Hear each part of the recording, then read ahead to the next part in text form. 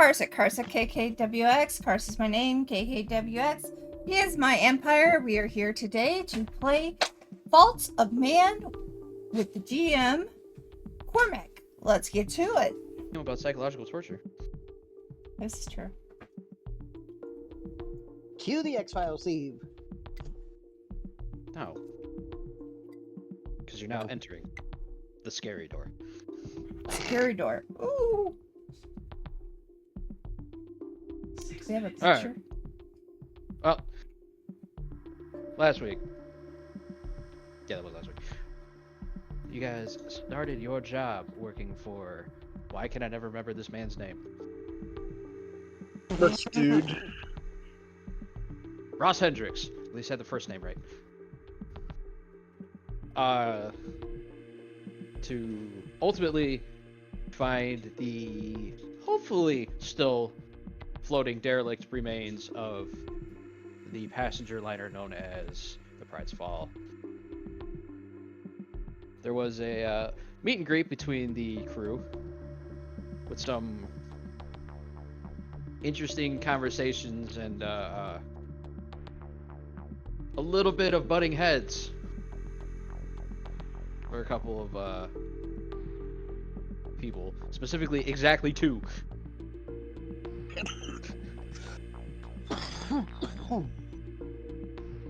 After that, you guys finally got aboard the modern ship that you guys will be using and probably calling home for the next couple months. As you set off toward Hosfag Island, the ship known as the Will to Power. Yes, many of the of your crewmates snicker, laugh, or deride the name. Russ Hendrix does not seem to care. What is his name again? Well, the what? The Will to Power. You know your philosophy, you know where that's from. Okay. Yeah, I would be kind of snickering. But the first couple of days went pretty smoothly, no problems. There was this close to mainland America, there would be zero reason to worry about pirates. But around, what, the third or fourth day? Don't remember which one. Heading Junior saw that there was a rather large storm approaching your guys' vessel. And we were picking up in media res there as the captain had made her announcement, and all of the other team leads have called their teams for individual team huddles to let them know what the hell is going to be going on during the storm. Seeing as there are only 3 of you today.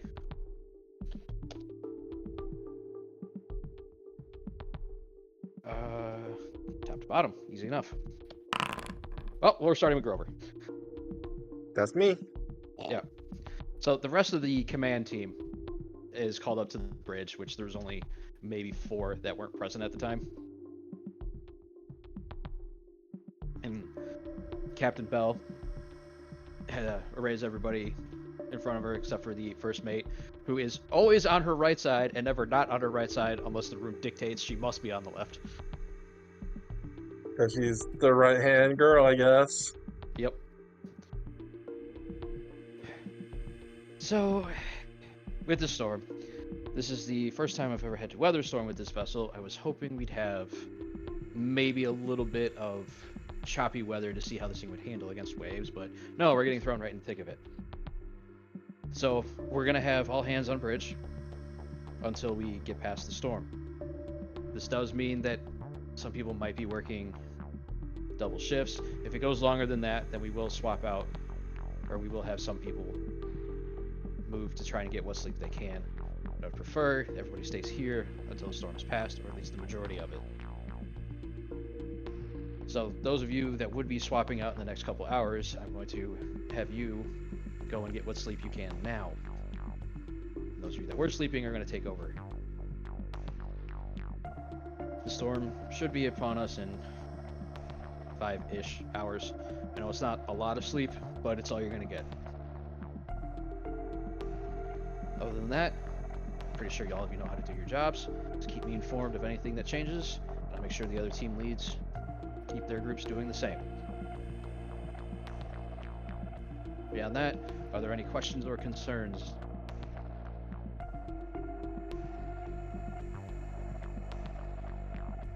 Very good.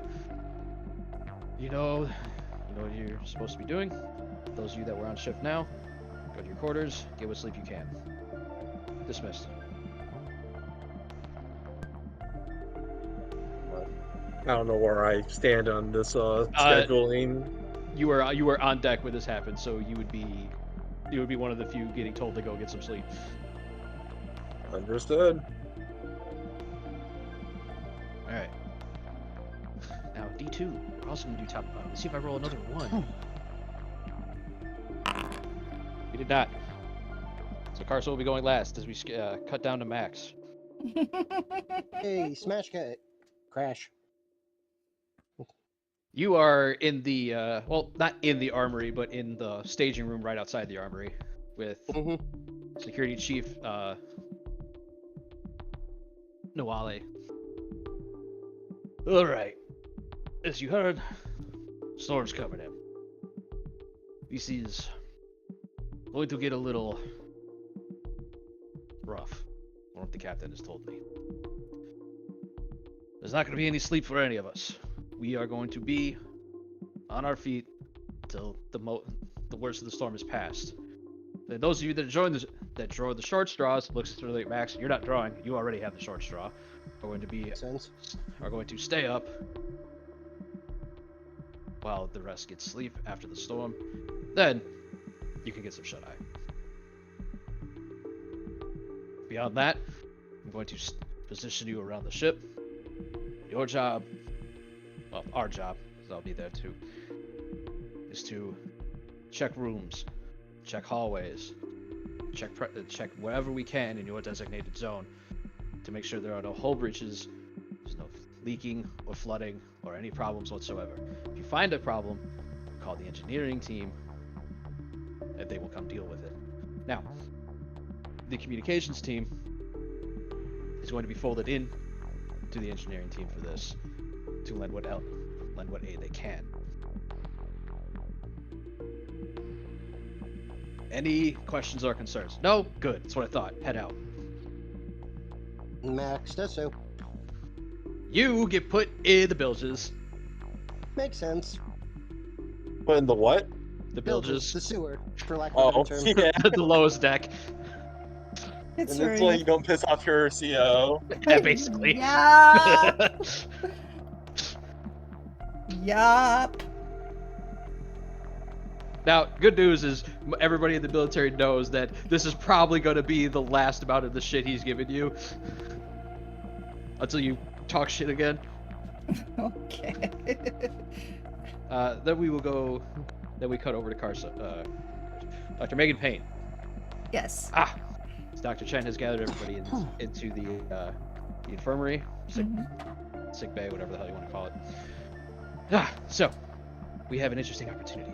I've been told that there's a rather large storm approaching, and it seems it might turn rather bad. Now, our job is to take care of anybody that gets any injuries, which could go very well. Well for studying, not well for whoever gets the injuries. We could be dealing with anything ranging from simple contusions to large lacerations to concussions to broken bones to missing limbs. Dr. Chen has a little too much glee at listing off the injuries or potential injuries. Yeah. But that is what we're here. That's what we are here to do. See these injuries and make sure they don't kill anyone. Now, obviously, there are more than likely going to be injuries just as the ship is rocking. And a wave can hit while somebody's going up the stairs. Many different things can happen. We are going to do our best to make sure that doesn't happen. Now, unlike most of the other teams, we will not be moving around the ship unless we absolutely need to. We are going to be staying here on the infirmary level, or infirmary section, until we are needed. But, like the security team, none of us are going to be able to sleep. Yes, this is going to be like your residencies and ORs. It's not going to be great, but you're going to have to fight through it. If need be, I have many stimulants. Few of my own design.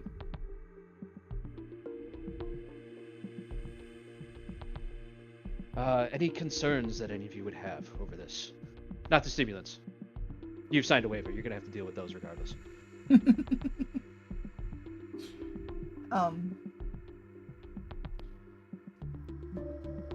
Out of character, when you brought up last week about on the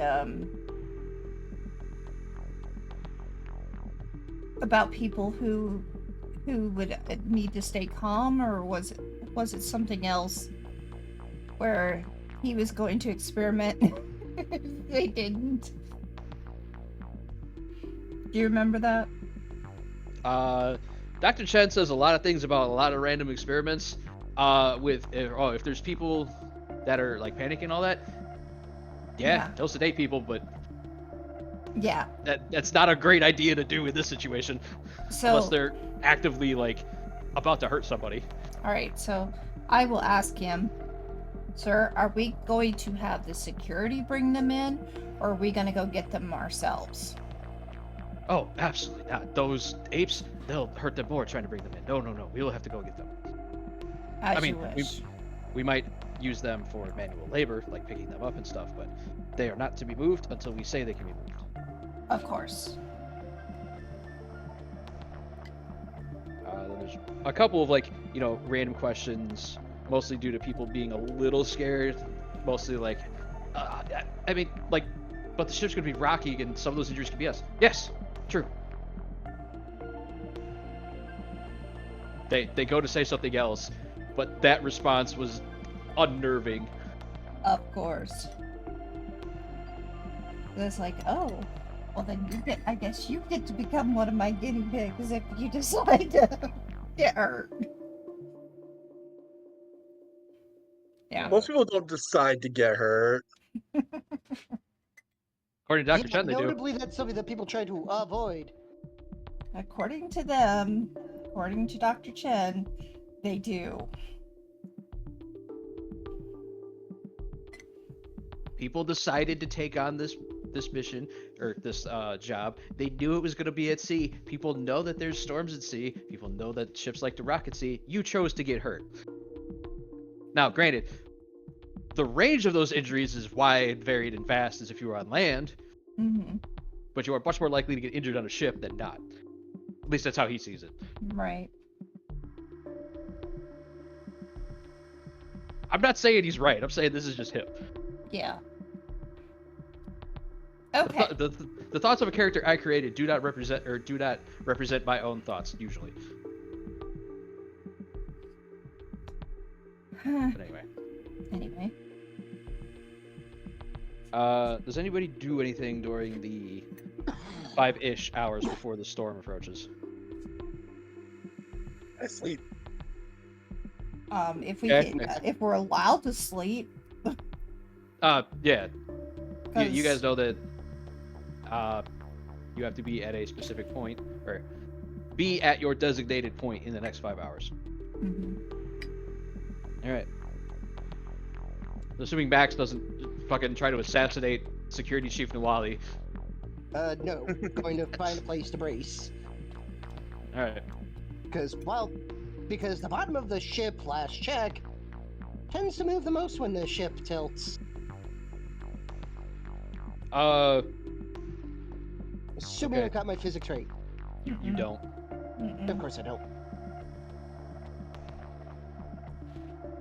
All right. Bottom deck actually moves less than the others. Because so imagine, when you look at a ship, think of it like a pyramid, except the It's upside down. Yeah, but the diagonal sides are rounded instead of straight. Mm-hmm. So when a ship rocks, it rocks from its focal point. Okay, yeah, fair enough. Yeah, I got it. It's the top deck that we're gonna have to worry about a lot of people getting seasick. No. Nobody's Or supposed to be on hurt. the promenade. Nobody's supposed to be on the exposed decks while the storm's going on. That's a good way to have to worry about drowning. Yeah, Yeah. that's man overboard situation. You don't need to worry about seasickness. They were dead. Well, they're probably dead. Yeah. This weather is cold. Ain't you ever seen Titanic? Just give them a door. Yes, I've seen Titanic. Oh God, why? Well, that's good. I haven't. Well, good for you. I have, which is interesting, I suppose. Normally, I'm in the minority of not seeing the movie. Mm-hmm.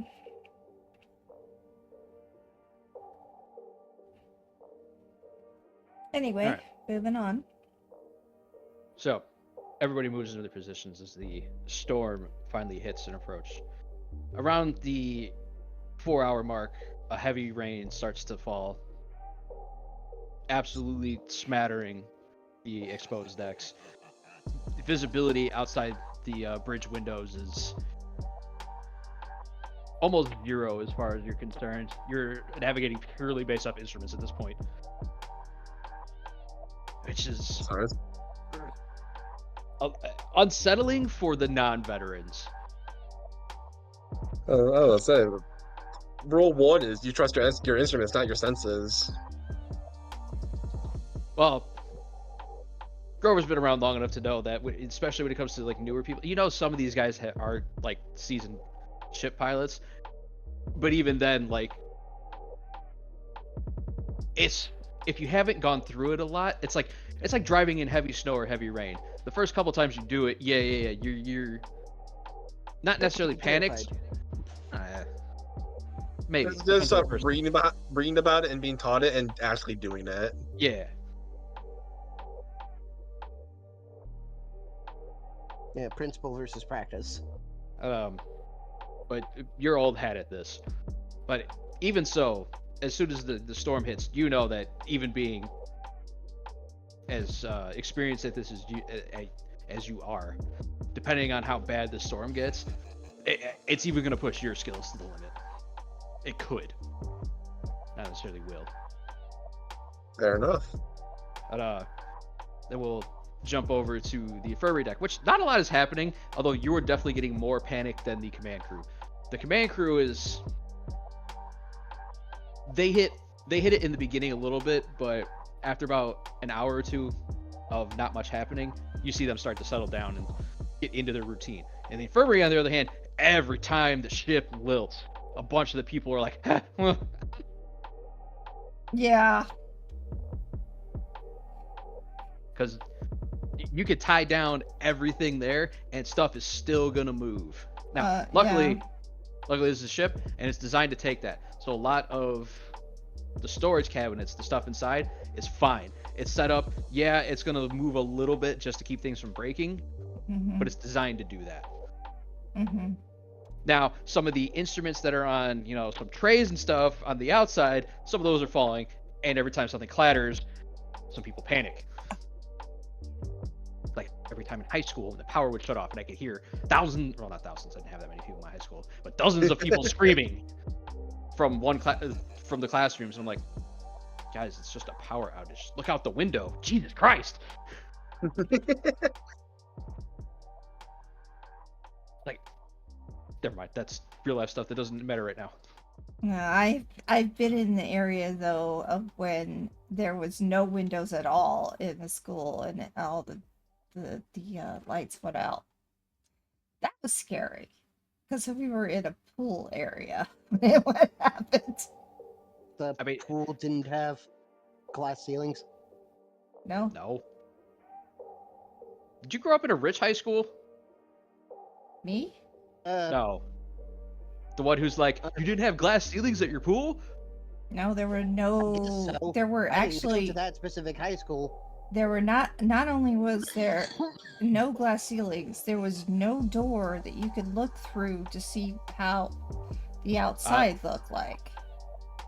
Same. But I'm also going to say, if you suddenly forget how to swim because the lights went out, No. I think Yeah, nature. that's I just think you natural deserve to go down. selection. Yeah. It was scary because everything was so pitch black, and you had to try to find the edge so you could at least get out of the pool. I feel like there should have been emergency lights, but that's a different problem. Moving There on. was none. There was. Safety violation. Yeah. Anyway, now we get down to the lower deck. Not necessarily the bilges, because I don't know if modern ships have actual bilges or not. I know they have something like it. Don't know if it's called bilges. Probably is. Moving on. You're not actually in the muck. Mm-hmm. They don't need you doing that because that's just you gonna get sick. That's not gonna help anybody. Fair enough. But you are on, like, as far as the lowest deck's concerned, it is the most cramped. It is the most packed with random shit. It is the one most likely to get somebody injured, just because if you step wrong, you're gonna hit your head on something. You are in the biggest pain in the ass area to move around in, especially when the ship's getting rocked back and forth. It sucks. And not because you're standing in shit water. At least not yet. But it's also, it's hot down here. Everywhere is humid on a ship because you're out the ocean. But it's even more humid down here. We're talking like 60, 70% humidity. It fucking sucks. You've been in jungles that didn't feel this hot and humid. Well, fair enough. And then you pass through like a couple other rooms where some of the coolant is, or some of the other areas, and you go from this, 80, 90 degree room to a 60 degree room, and you're like, yep, I should open my fucking mouth. Or maybe you're not. Maybe that thought only crosses your mind, and then you're like, you know what? No, fuck that guy. Maybe he's an That's asshole. his fault. Yeah. Yeah. Actually, you know what, Max? How are you thinking and feeling at this moment? I mean, I am clearly in a storage room. Well, no, not the storage room. The lowest part of the ship is where a lot of the maintenance things are. It's where a lot of like the pipes and stuff converge. It's not a storage room. It's the maintenance area. Honestly, Max is just bored. Fair enough. There's nothing to hit. Nothing to shoot. No, not true. You can hit your head on a pipe. Easily. Will seeing this bored look on the dude who still has yet to remove his ski mask. We'll cut back up to the infirmary to get a little insight into how Dr. Payne is feeling. Well, I did get some sleep during those 5 hours, so I'm good there. But it is very nerve-wracking when you hear steel on the floor. People dropping pieces that need to be re-sterilized because it ended up on the floor. I mean, you can't blame them. It's not like they're holding it. It's just some of them are slipping free from whatever tie downs or whatever they have. Because when all is said and done, trying to tie down a bunch of small tools, it just doesn't isn't happen. easy. No. Yeah. I shouldn't say it's not easy. It's easy, but it's not guaranteed. So I mean, yeah, that is nerve-wracking, and preparing for anything to happen. I mean, I used to be, somebody who did have to do a lot of combat medic training, so I'm used to the pressure that I'm gonna end up going through. But it's still nerve-wracking just to see all the equipment just falling on the ground.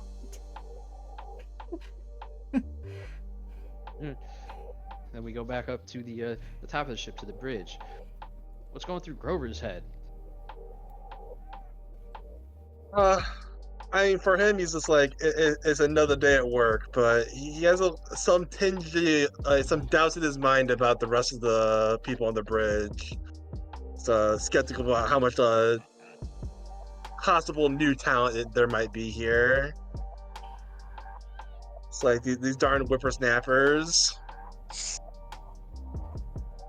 All right.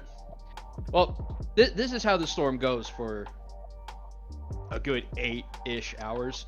Like, it's it's a storm.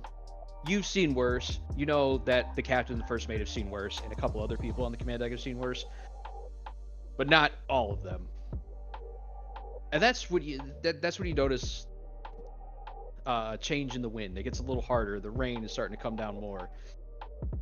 And in a crack of lightning, you see a rather large wave coming at you from a perpendicular heading. What? Perpendicular heading. It's coming at your broadside. A wave. Giant Okay. wave. Which, you know, is very bad, because if that thing hits you dead on, as you are now, you will capsize.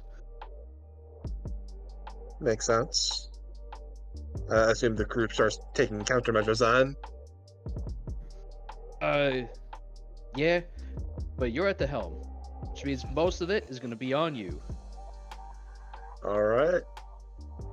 I don't know the real world play here. Turn into the wave. Fair enough. Okay, so basically try to make sure that it comes at us head on, because it's not going to cast us if I flip us backwards, sort of deal. Yeah. I mean, you got to make it so you're surfboarding it. And it's either turn into it or turn. Away from it. Yeah. Either way. All right. Yeah, it has to hit the fore or aft. Well, if we ride the waves out, then we're likely just to get set pretty far off course till the edge of the storm. So we'll try to turn into it. All right. So we will need that pilot ship roll. Remember, I said this when we went off air, or after we were off air.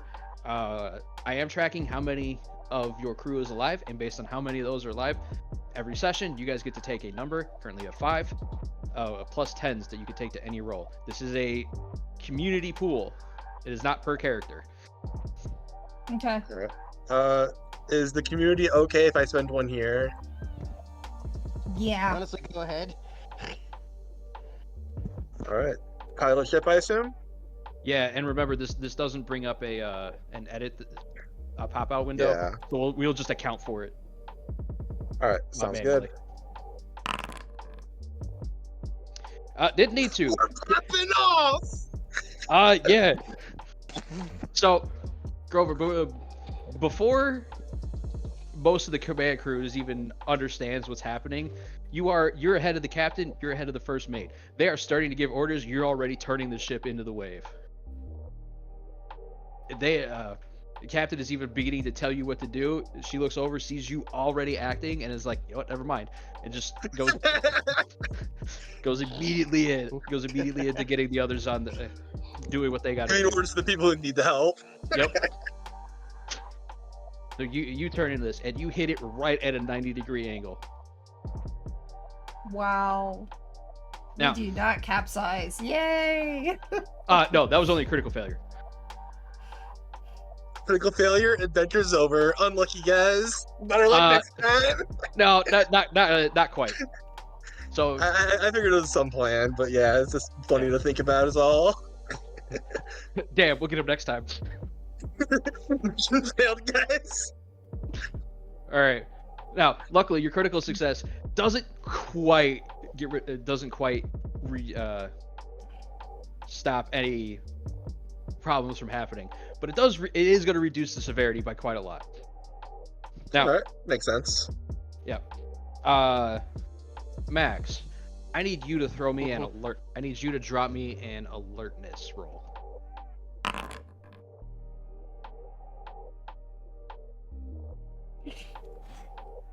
I succeeded. All right.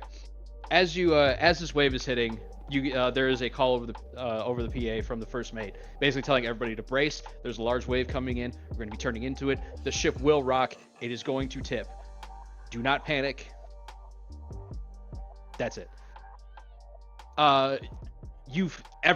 Absolutely everybody feels this fucking wave hit. Now, because of the critical success, you guys aren't taking damage. End of story. Yay. Rover still got it. Yeah. Now, it wouldn't have been much, but I am going to say if you're getting slammed against a bunch of shit, it's going to ignore your armor. That's not going to help you get bounced around. Mm-hmm. But that doesn't happen. Grover expertly turns this thing into the wave, and as PCs, you guys are able to ride this wave real good. But Max, you do know that there was somebody from the engineering team that came down to check some things, and you do notice that they are on the floor. Great.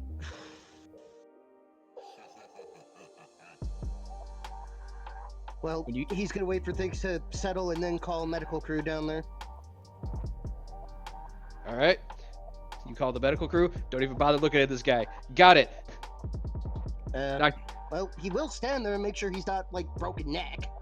Oh, no. Yeah, you can tell that he's breathing. There is a rather large, goddamn, gash on his head. So, probably concussion. Got it. Yeah. So, the call goes up to the infirmary. Dr. Chen says, lower deck, small quarters, gonna need more experience. Okay, Dr. Payne, that's gonna be you. All right. I get the medical kit and start to head that direction. Easy enough. You can get you can basically talk back and forth with Max. He can be like, all right, I'm on the port side. I'm near about halfway to the front, so go to this stairwell, take it down. Yeah, pretty much. And I do that. All right, so you get there, and you notice that this man on the ground did hit his head on one of the oh god, what are they called? The valves, the turn valves on one of the pipes. So he hit his head. He's got probably a concussion. Oh yeah. Yeah. Oh, that's a nasty one. Yep. He's probably got a concussion and a cracked skull. Honestly, he's lucky to be alive. Yeah. Well, we're gonna see. For now. All Max noticed is that he was alive when Max first found him, but this is a rather large ship, and even with the waves, it still takes Dr. Payne a good 90 seconds to 2 minutes to get there, maybe even a little longer. So, I mean, the first thing I'm gonna need from you is, and I should have had the book open. I want to say it's gonna be a medicine roll for diagnoses. Medicine? Yeah.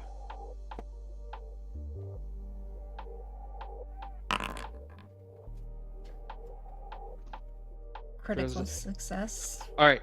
Yes, this guy hit his head. Yes, he's unconscious. Yes, he probably has a concussion. The only upside is, based on the size of the wound and how much he's bleeding, you guess he probably wasn't that far away from the valve when he hit it. It's not like he got rocked, got sent flying 10 feet and slammed into it. He was probably standing maybe a couple inches away. So I mean, if he were like several feet away from it and got rocked into it, he'd be dead. Yeah, that's what would happen if she critically failed. Fair.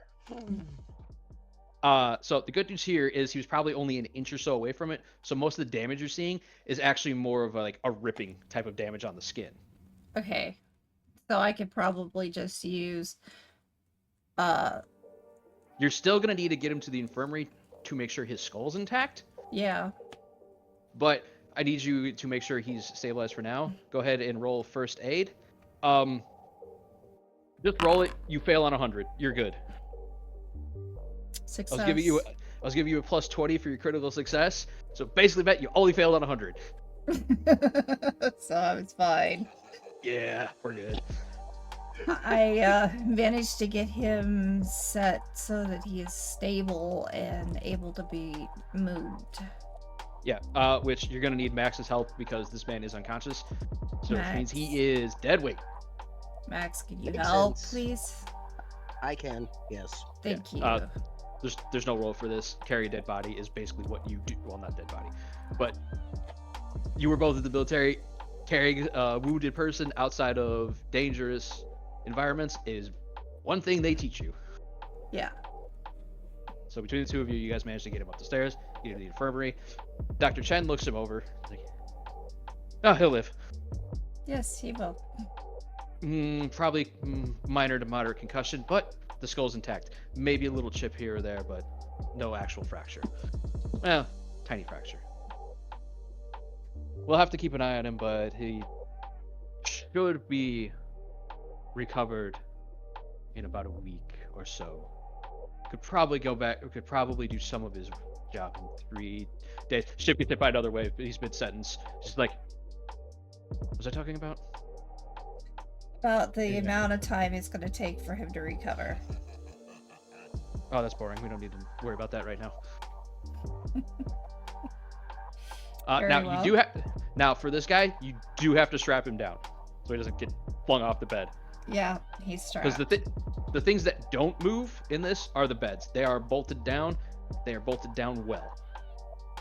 So I do strap him down to make sure he doesn't get hit again. Yeah. Now these straps are specifically designed. I don't know if this exists in the real world, but they do as far as this game is concerned. They are designed to break away if enough force hits them. So basically, if the ship capsizes, they'll break so this guy isn't strapped to the bed to drown. Right. They could probably be set up like airplane belts.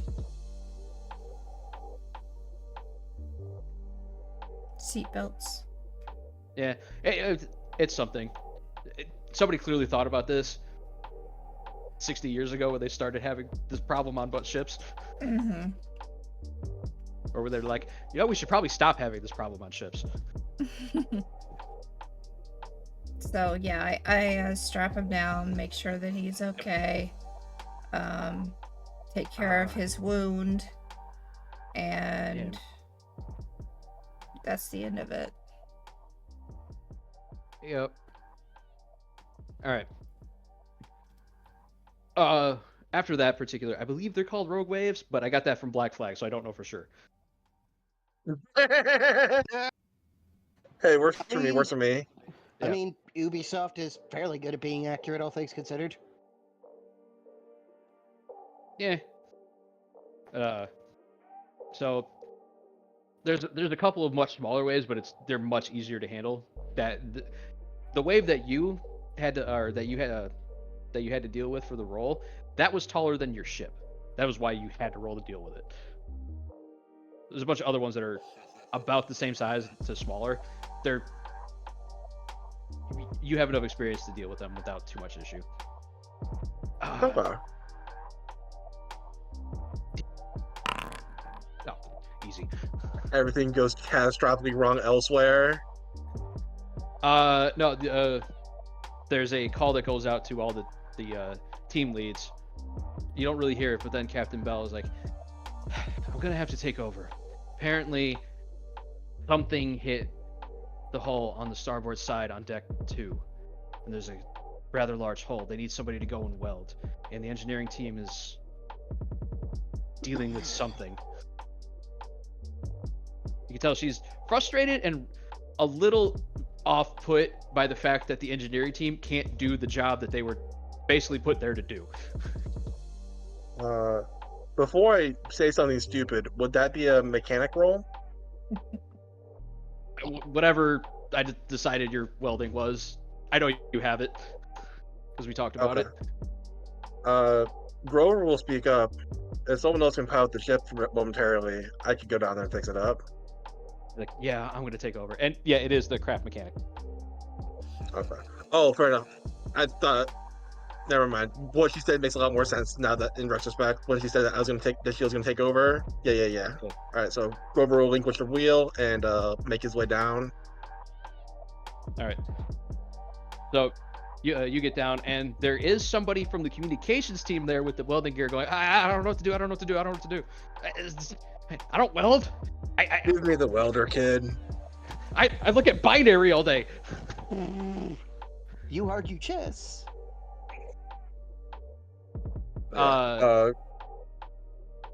You looking at it, this is a sizable hull. Now, luckily, it's a lower deck, but it's not a super lower deck. So you are getting a little bit of splashover from water, but it's not like the room's already flooded. Yeah, you're probably up to your ankles at the moment, but there's enough pumps and stuff going that it's probably going to stay at about that level until you get this hole patched. Now, the downside to this hole is you're going to need somebody else up here to hold it. And Mr. Binary over here ain't going to be able to hold that. His scrawny arms ain't going to hold up that patch. Well, who am I working with that's in the area? Like, is there anyone else here, or is it like I have to send out a call for someone? Probably gonna have to send out a call because this is the only guy they sent up here. Well, if I just need someone with muscle, right? Yep. Mm-hmm. I'll send a call over to Nawali. Well, of course. The only two teams Grover that can... down here covering for the engineering team, but I need someone with some muscle to be able to actually hold this shit up. You can hear this man roll his eyes over the comms. Hey, Of course, the only two teams that can get anything done are the command and the security team. Well, the medical team's doing their job. All right. I have somebody there in 2-ish minutes. Max, you get a call. and Max answers it. Hey, E-Bad. Mm-hmm. Deck 2, starboard side. Someone needs you to hold something. Noted. Over and out and on my way. And he makes his Alright. way up there. All right. So Grover, you in about 2 minutes. Ski Max shows up. Hey, ski mask. Had a feeling it'd be you. All right, hold this nice and steady, like, or well, as steady as you can. He Rocking does, ship and all. he does his best.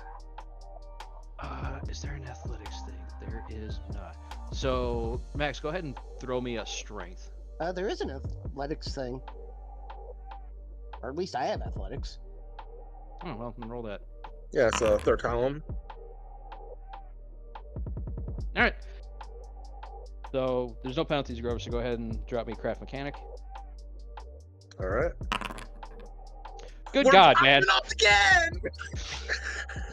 Grover's cracked. This is Major Doc for yesterday. Damn. All right. So you expertly weld this thing out here, and Max, by the time you step back, you're like, the only reason I can tell this isn't an original part of the ship is because the color's different. Nice job. Yeah, you- After getting it done, Grover will pat you on the shoulder. Good job, son. I'll put in a good word with Nawali. Yeah, Thanks. the other part of the critical success here is Binary down there in the corner was looking at that going, oh, wait, we're actually not, oh, we're not gonna sink. Oh, thank fuck. He then proceeds to take out an inhaler and take a puff on it. You know what? Yeah. Oh joy. All right, but Grover will look over to the comms guy. All right, I gotta get back to the bridge. He's like, yeah. I'll put the equipment back. Grover will nod and make his way back to his post. As Is that will it? Max. Yeah. Binary will specifically wait for Max to be like 30 feet away before he moves closer to the equipment. Okay, buddy. Binary's like, that guy looks like he could eat me for breakfast. It's like, that guy looks like he'd carjack me in the city.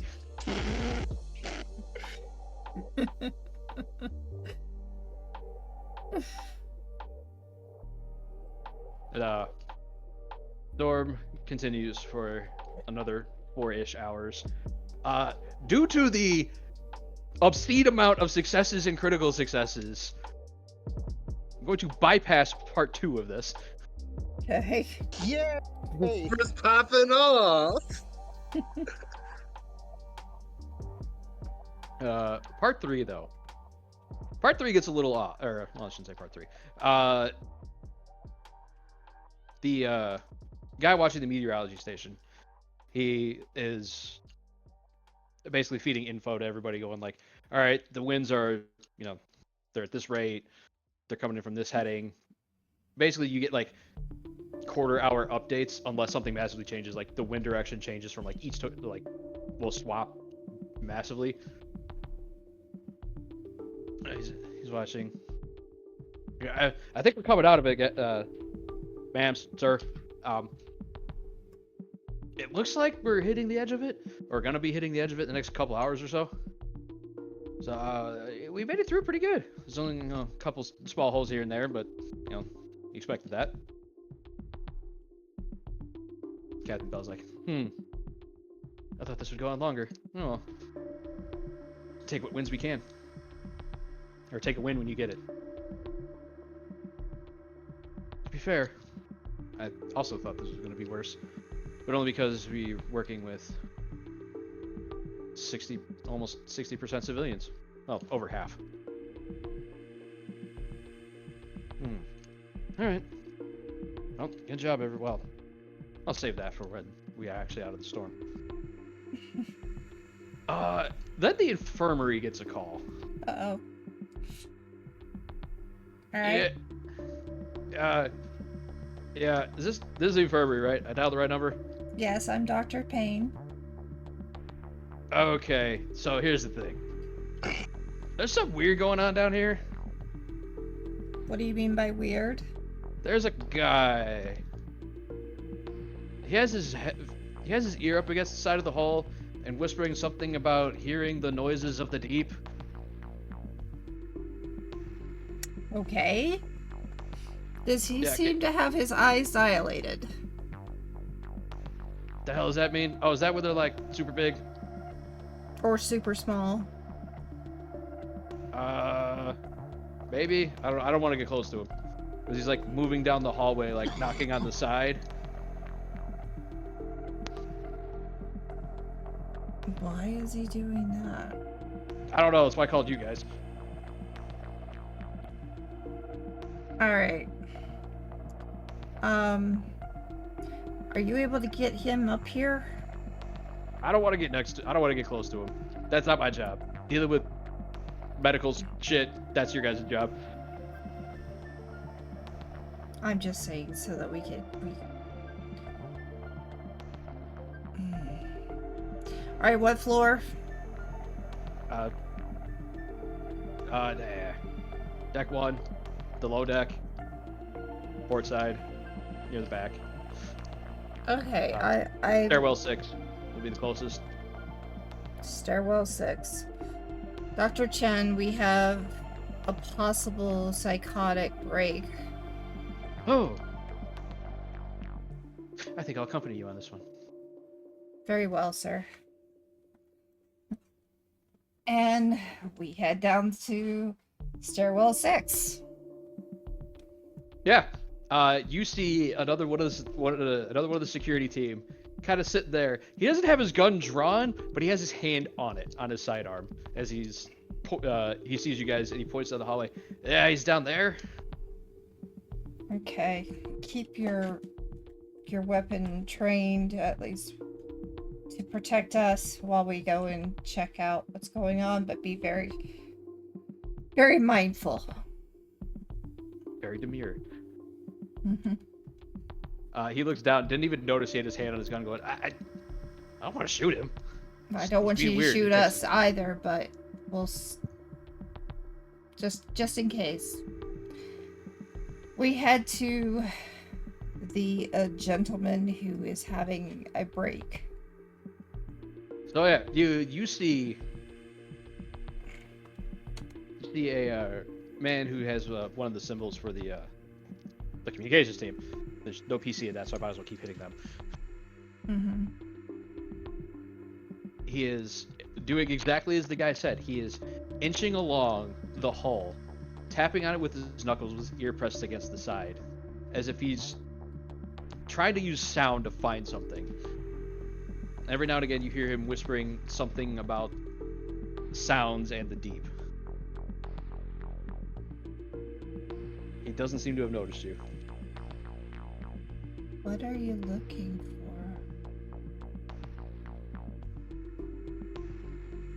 Are you alright, sir?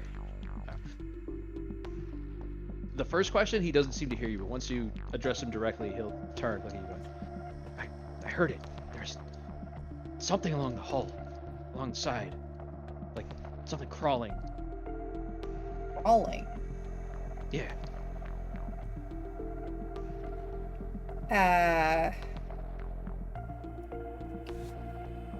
Like he was You going just up the heard side, something. trying to get on. On what? The side of the ship, on the outside. And you hear something coming up. Well, no, I don't hear it now, but it was there. I know it was there. Now I'm trying to find it again.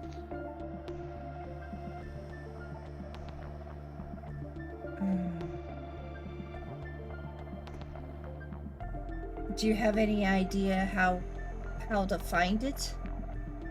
I don't know. I'm trying to knock on the hole and see if it'll answer. Answer. Well, you know, like when you have an animal in like a shed, and you knock on it, and you'll hear the animal because it hears noise, it gets defensive.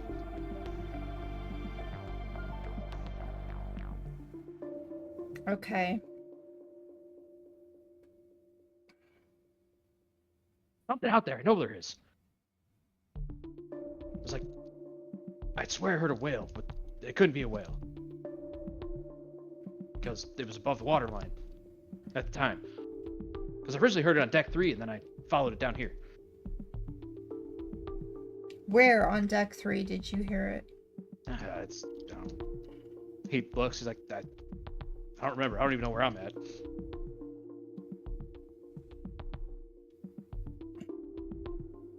You heard it, but you have not seen it.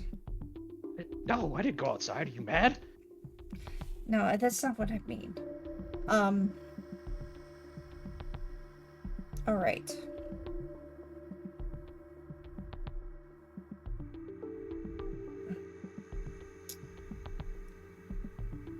Do I find that this guy is literally going mad? Find out. This,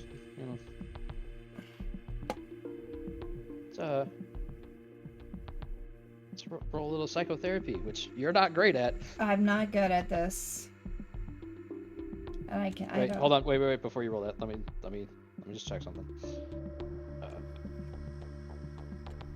Make sure I'm giving you the right skill.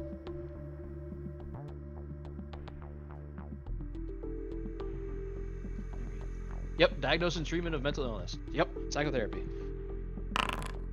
Critical failure. Oh, no, this guy's fine. Just, probably just a little rattled from the storm. You give him a light sedative, and he'd probably be all right when he gets up. Sure. That'll be... Yeah.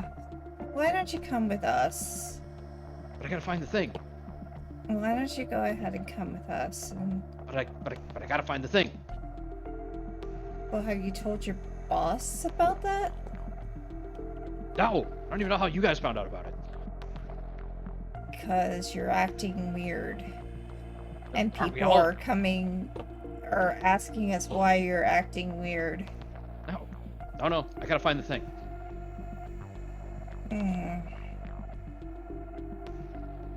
And he goes back to tapping on the hull and moving down. Or moving away from you. Slowly, but he is moving away. Dr. Chen, do you think we should trust him at all? Oh, absolutely not. I think we should hold him down and sedate him.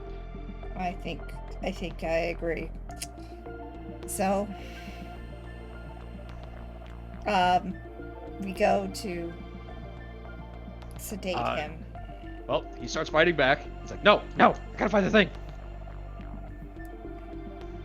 Well, you haven't found it since we've been here. You need to come with us. No, you need to help me find the thing. I don't know what you're talking, what the thing is, or even what it sounds like. It sounds like a whale. Well, a whale mixed with a table saw, but... Table saw? I don't know. Never heard something like that before, but I gotta find it. It's gotta do something.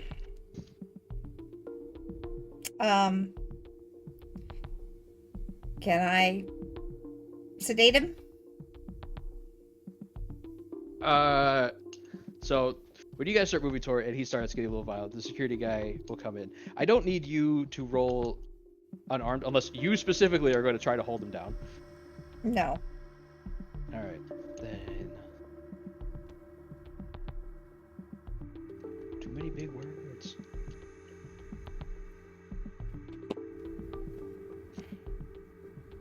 No, it's not that.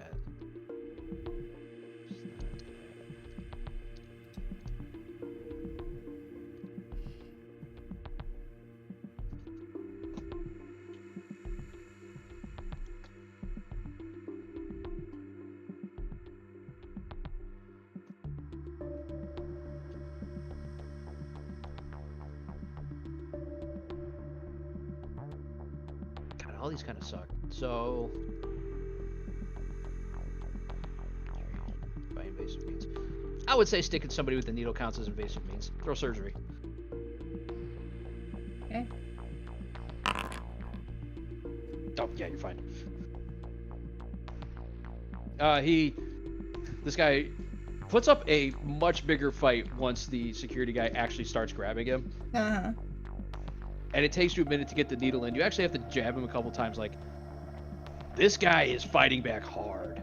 Like, the only time you've seen somebody fight this hard is in mental wards. Yeah. That's what I thought. Yeah. So you actually miss a couple times. He's not gonna die from this, but there's now a crewmate that is injured, or another crewmate that's injured. 2 injury.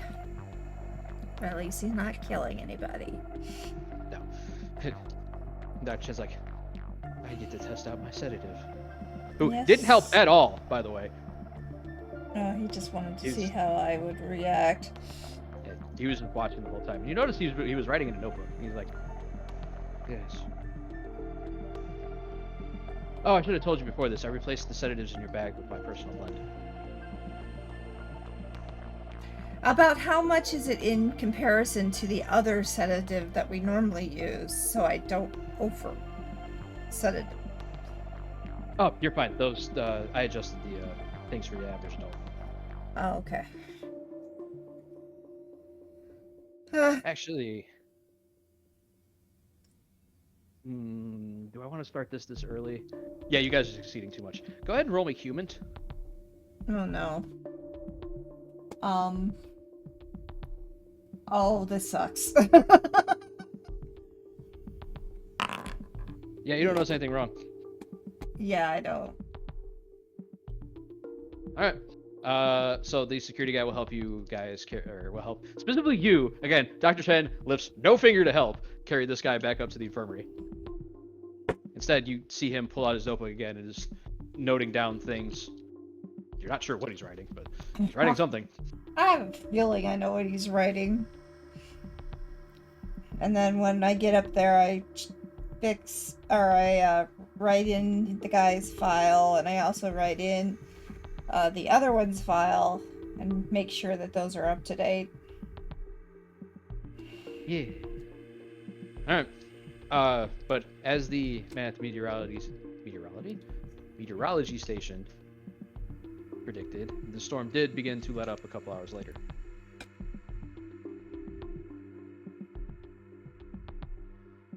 And after a couple hours, the skies are pretty clear.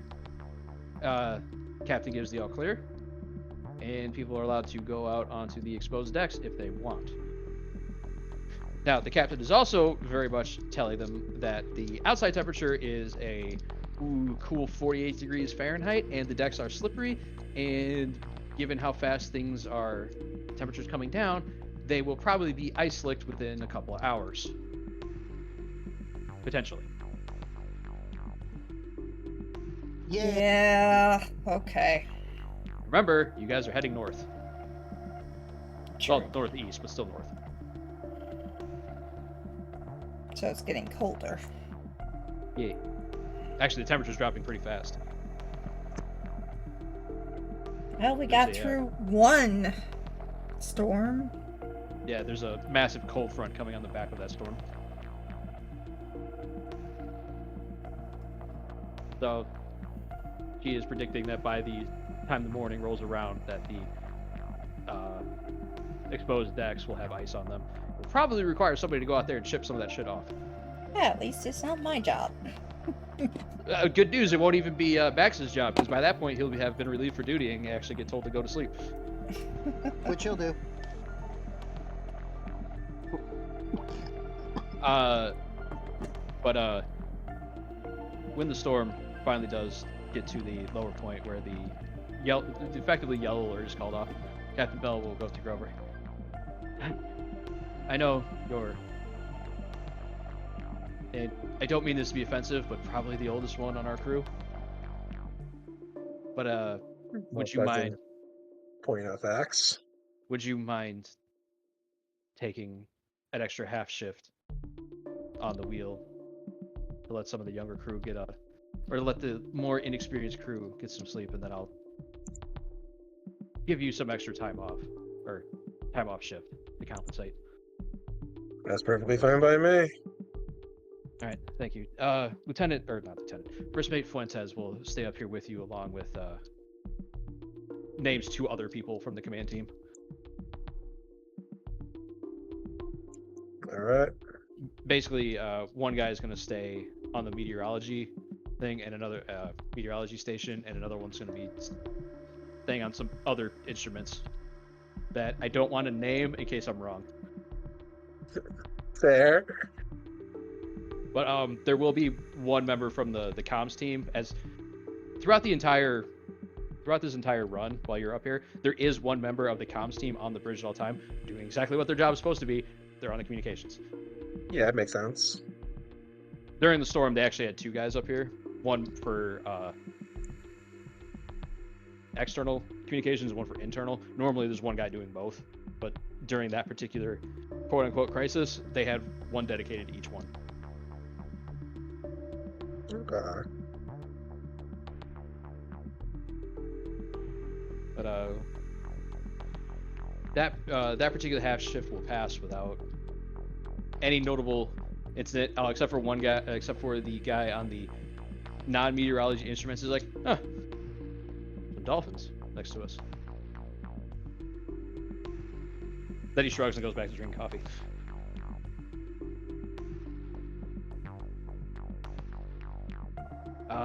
Infirmary. Yes. The guy who hit his head on the valve Mm-hmm. does regain consciousness briefly, Mm-hmm. which is a good sign because he got it back pretty quick. You let him know what was up Mm-hmm. and how long he's going to be down. He basically said, well, when can the straps come off, because they kind of hurt, and then loses consciousness again. When you're not unconscious. Actually, you could probably take him off now that the boat's not rocking. Okay. I will remove the straps.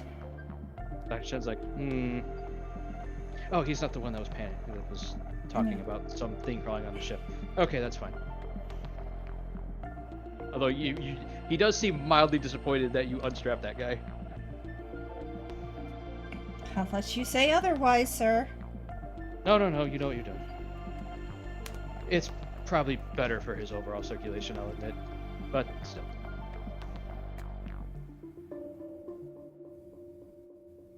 And then he turns and walks away. Doesn't say anything else. No, we'll deal with that later. Max. True to his word.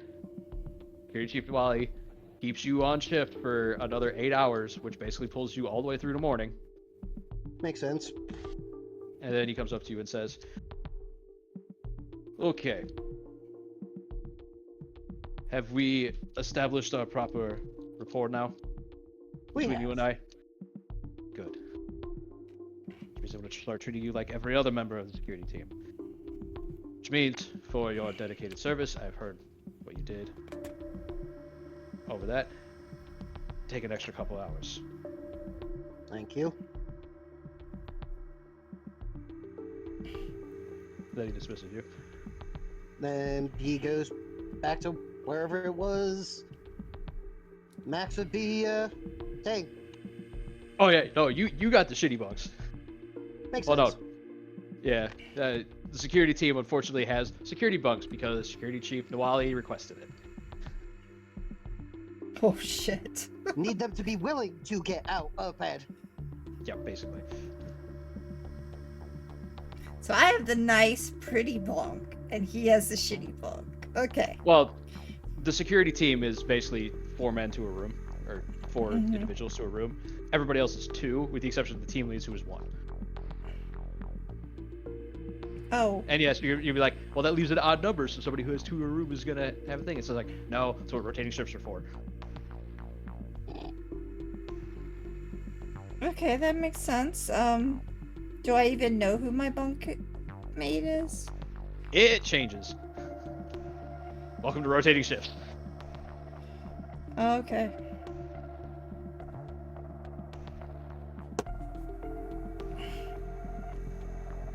Basically, like everybody has a set place for their majority of their gear. Mm-hmm. There's like some lockers and foot lockers. Ow! Damn, you never saw the dorms at Purdue. At Purdue? Yeah. Yeah, I've seen them. Okay, so it's basically set up like that, where there's like a larger common area Mm-hmm. on certain sides of the ship. That's where everybody has most of their stuff stashed. The places where you're sleeping are basically just a small room with 2 beds, and that's it.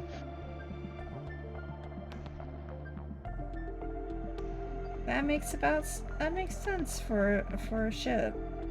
Yeah, so it's basically you have an area set aside. There's an area set aside for for each of the bunk sections as a common area.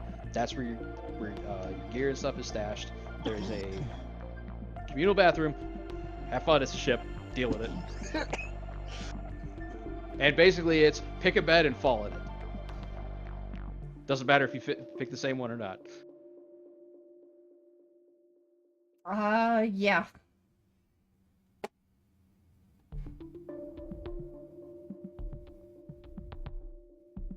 All right.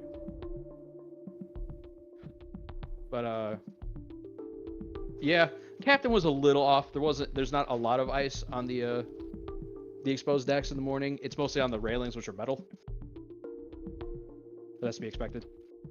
Mm-hmm. They do ask some people to go out and chip off the ice. They don't put it all on the security team. Some of the engineering and comms team members volunteer to go up and do that. None of the infirmary do. They're like, or the med team, they're like, nah, we're good. Staying here where it's warm. If anybody does go out on the exposed decks in the morning, it is cold. It's probably sitting around the mid-30s. Nah, we're good. And again, you're out at sea. So yes, actual temperature, mid-30s. Real field temperature, probably in the 20s.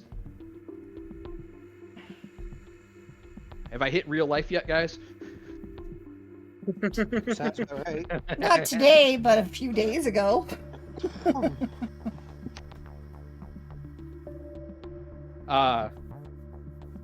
As far as your navigations will tell you, and again, you don't need to roll yet. More than enough people working on this, more than enough time, more than enough brains on this ship. You guys got sent a little off course, which was to be expected. Not by much. It's only going to add a couple hours, if that.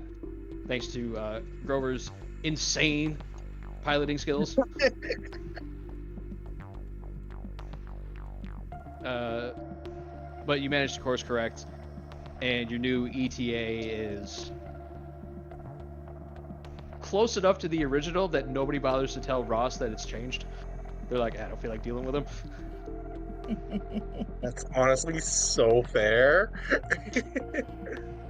Makes a lot of sense. Yeah, so you'll probably be arriving at Hausweig in 2, maybe 2.5 days, depending on currents, waves, winds, and a bunch of other things. But the security chief does come up to the bridge and ask the captain if he can make an announcement, which she does acquiesce. He pulls up the PA. This is Security Chief Bilwali.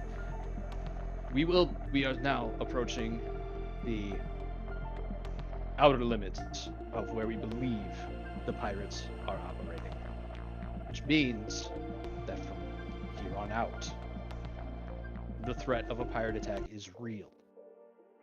Well, as real as the pirates are. But I wouldn't have been hired if the threat of pirates was fictitious. So I need everyone to stay on alert if you're on the upper exposed decks. If you see another ship, call it out. Even if you think those of the command crew have already seen it, call it anyway. We must be sure any ship we spot is not coming to harm us. Yes, the security team is here to protect you, but we can only do that if we know the threats are there. And there are not enough of us to cover the whole ship at all times. So this will be on everyone to make sure that we survive this. If I'm sounding a little grim, over the top, good. That was the point. Because pirates do not take hostages. Well, there's one person on this ship they take hostage. The rest of us are expendable. They might take a couple people with with Mr. Hendrix, if only to kill them and prove that they are willing to kill. If they manage to take the ship, that is as good as a death sentence for almost everyone on the ship. So if you see something, say something. That is all. And he'll put the PA down and walk away. And that does basically freak out most of the ship, with the exception of the more experienced people on the command crew. The entire security team, well, there's like one or two guys in the security team that are like, I thought this was gonna be easy. I thought the pirates were bullshit. Fuck. Oh well, I earned my pay, I guess. The entirety of the engineering and comms teams are in a tizzy. The majority of the medical team, with the exception of Doctors Payne and Chen, are kind of freaking out. Yeah, she's not freaking out. And yes, she is a little bit too cool to be freaking out. That's because of her. You were the David. You've dealt with pirates before. Yeah, I've dealt with them. You're asking a bunch of civilians whose greatest cause for concern in their daily life is whether their latte was made correctly. Yeah. Well, that's not exactly fair. A few of them would have had harder lives than that, but nobody has to deal with the threat. Most of them don't have to deal with the threat of pirates. There's a couple that maybe are a little cooler than you think they should be, but you're like, yeah, well, whatever. Outliers are outliers. Other than that, the next day and a half goes by pretty calmly. Even the seas are pretty calm. A couple waves here and there, but the winds don't get over 3 knots at any given time. So the waves are pretty small. Actually, this ship, weirdly enough, those waves that hit, you barely feel them. Unless you're on the lower decks. And then you feel them only insofar as you hear them hitting the hull. And that kind of produces this, like, sense of feeling them without actually feeling them, if you know what I mean. Yeah. And, oh, let's see who's on duty at any given time on there. So yeah, I want all 3 of you to go ahead and roll me luck. Oh, where's luck? It's on the very top of the page. You'll see it, roll luck.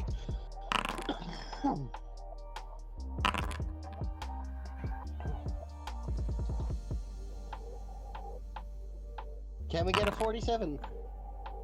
We did. All right, because you guys got it straight, you all fail. So basically, this was if you succeeded, you're not on shift. If you failed, you were on shift. So all 3 of you are off shift. So started with Grover every other time. So we'll cut over to Max. You're up first. Where would Max be spending leisure time? Leisure time in the bunk. Yeah. The full 16 hours or 12 hours you're on leisure time? Okay, yeah, probably not. You said there was a armory with a range, right? No. The range is they skeet shoot off the exposed decks. Well,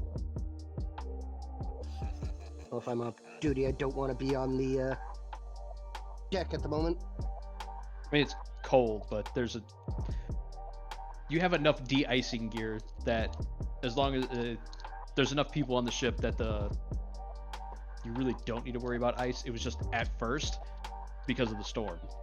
Well, fair enough.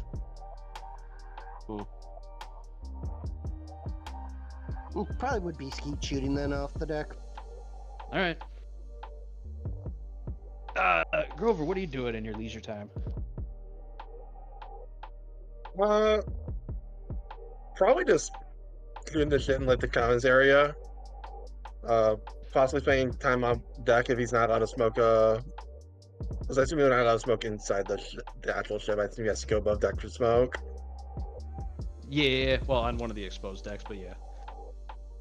So probably spending most of his time there. And just kind of Alright. like, even when on break, he's still kind of like keeping his own alertness on the horizon for other ships. Fair enough.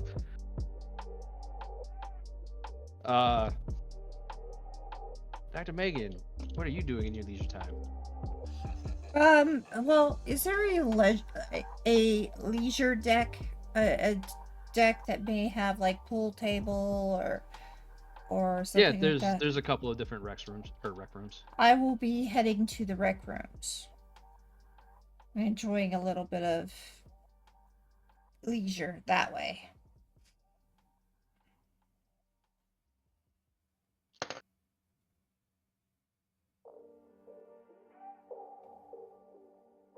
Probably would be getting some type of regular drink, like, I don't know, if Cokes or whatever that is available.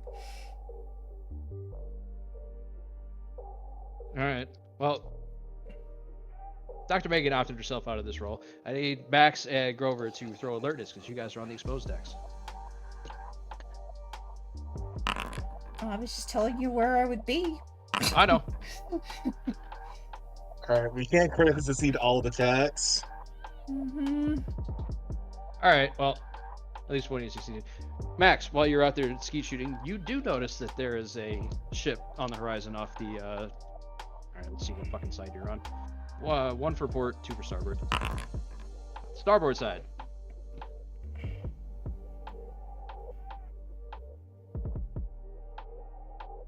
It's way too far out for you to have any identifying marks. You're basically seeing it on the horizon.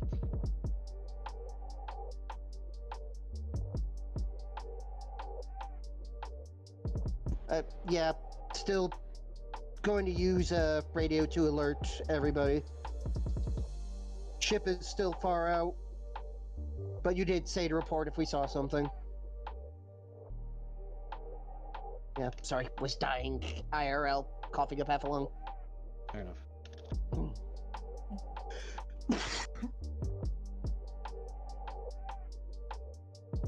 Would you say that to everybody on the ship? Or to or to your Well, first I radio my superiors and see what they do. okay.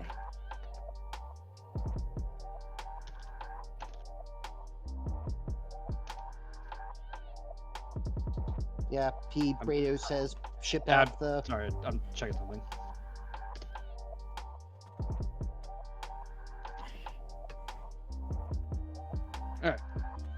Alright. So you call to the command deck. They look into it, and they'll radio back. Well, they'll radio their PA. Ship's been spotted off the starboard side, and we will be monitoring it to see if it gets any closer, and whether or not we can get any identifying marks. Because even with binoculars, that ship is too far gone to pick up anything. Fair enough.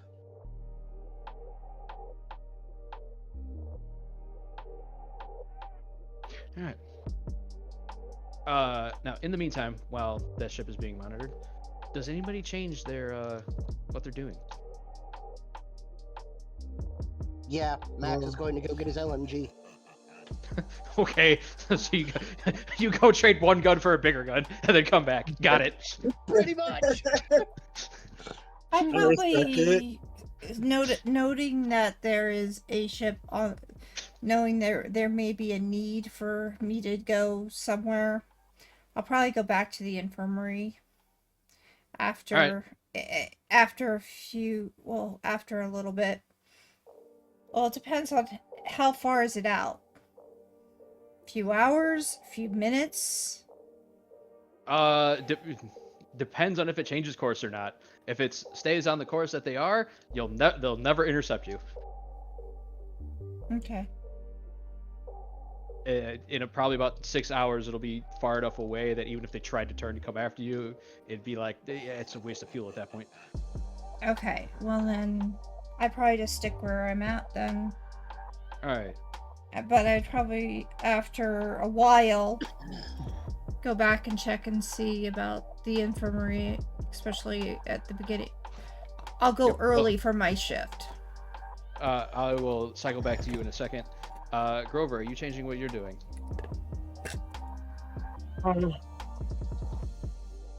I'll go get my gun just in case. Start carrying around my rifle. All right, so you also go and get a bigger gun from not gun to gun. Well, I was already carrying like a sidearm, but I'm carrying both guns now. All right, so somebody at some point says, we're gonna need a bigger gun. And then a bunch of people are like, oh, wait, yep, nope, that's right. And then dude's like, that was a joke. But, We never joke about our work. I do have my weapon with me. yeah, I assume each of you is carrying at minimum the sidearm. Yeah.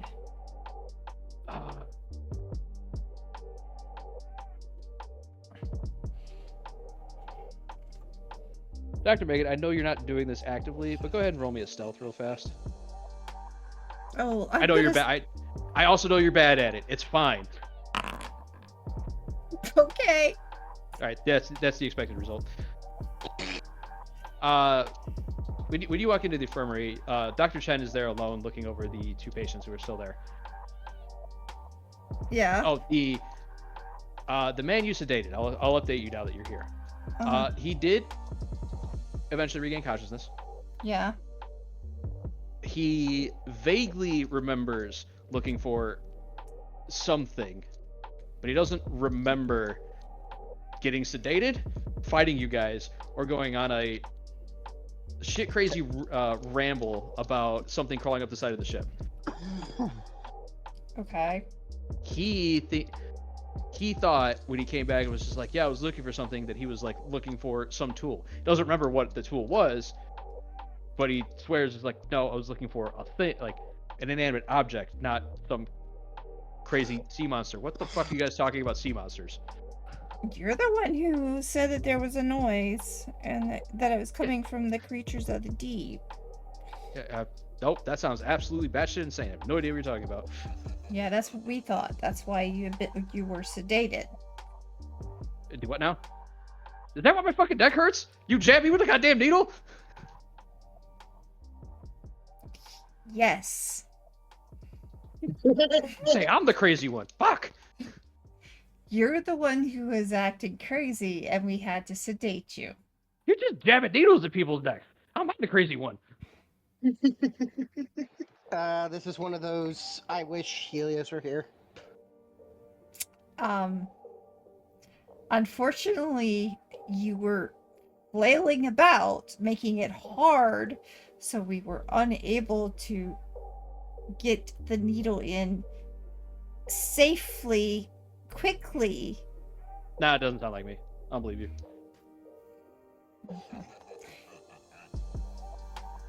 We have a witness.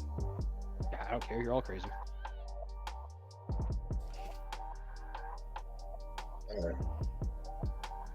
If you think so. I know so. You're the one jabbing needles at people's necks. You were being sedated. Or what? Looking for stuff? No, you were acting weird. Yeah, well, yeah. Coming from the gruesome twosome of the medical team. Yeah, great. Hey, congrats, you guys have a reputation. Goes through the file and says, and this is what you said exactly, and repeats everything he said at that moment. You can write whatever you want there. It doesn't mean it's true. You and that fucking Dr. Chen guy. You two are the fucking creepy ones. The way you look at people. Hey, congrats, you have a reputation. You can just be writing whatever it's in that file you want, just to make me a quote-unquote voluntary. I'm sorry, involuntary member of a what was the word? Experiment. As he air quotes that whole thing.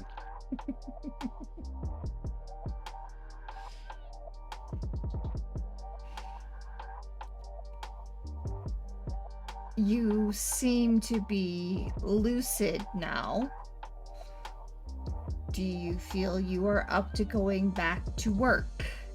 Yeah, if it gets me away from you two, yeah.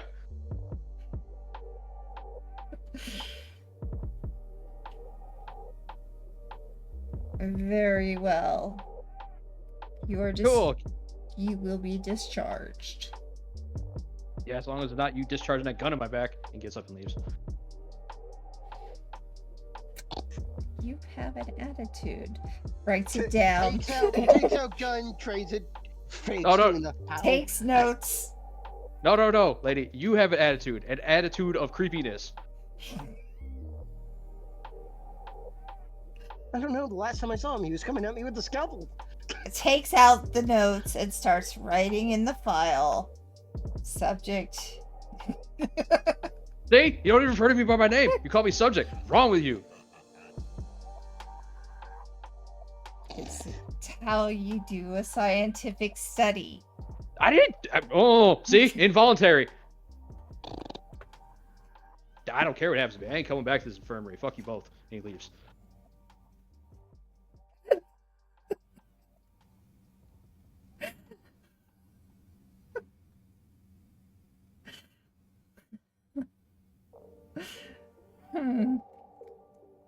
Well, we did get enough details from him, I guess. Dr. Chen? The paranoia might be a side effect of the sedative. I'll have to work on it. Yes. And you know what? Guys, throw me an alertness real quick. Oh god, I'm gonna fail this one too. Yep. Alright, moving on.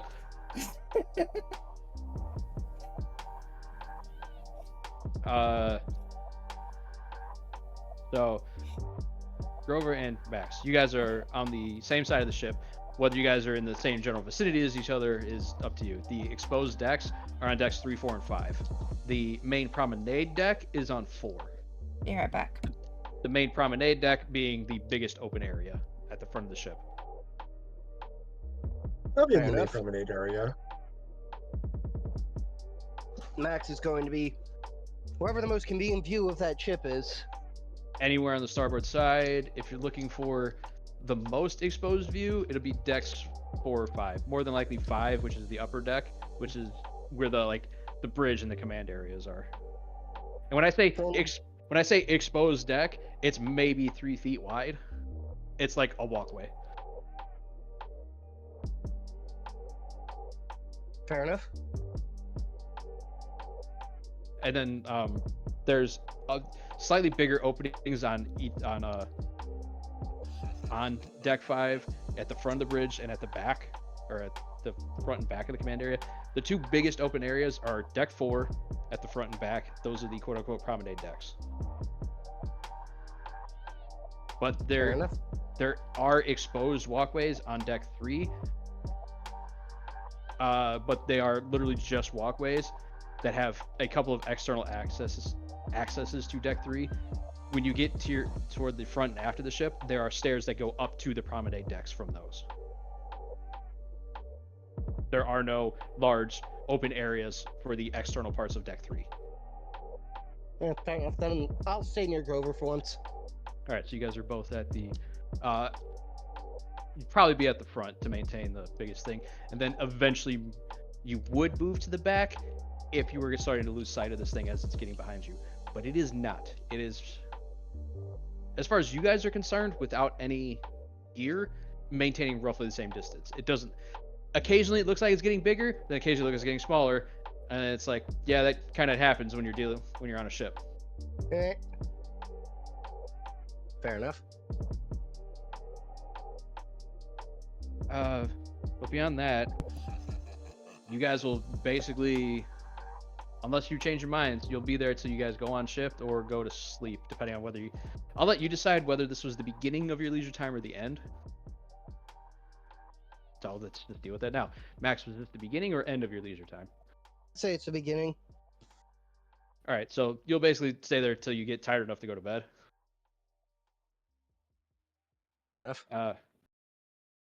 Grover, same question.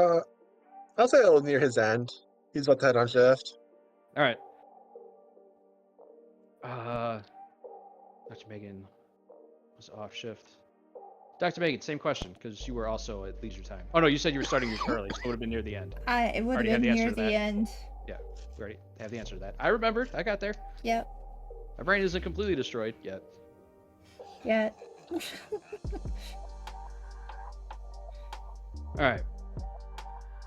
How do I want to handle this? All right, Max is asleep. Ah. Yeah. Damn, I really wish there was a PC in the communications thing. So I'll roll an NPC roll real fast. Note that if I'm rolling for NPCs, it is to determine whether or not you guys have a bonus or penalty. Okay. I'm not going to put whether something succeeds or fails on a random d20 roll that I'm doing. Or the holy shit, critical success. Lucky for you guys, I guess. Yeah. They're just fucking pirates. Grover, go ahead and roll me a SIGINT with a plus 20. Alright.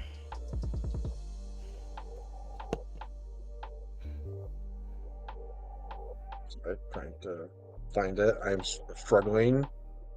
I know, man. I wish these were like top to bottom instead of left to right, top to bottom. You know, it'd be top to bottom and then left to right. Bottom left. Well, with a plus 20, that succeeds. Yes, it does. Well, that was lucky. Yeah. So one of the comms officers or the comms team is, while he's there, is he thinks he's picking up a communications from the ship, but he's not sure. The captain will have it basically put over a PA so everybody can hear it. It sounds like somebody's trying to communicate, but you're not entirely sure. And with that success, God damn, I don't want to put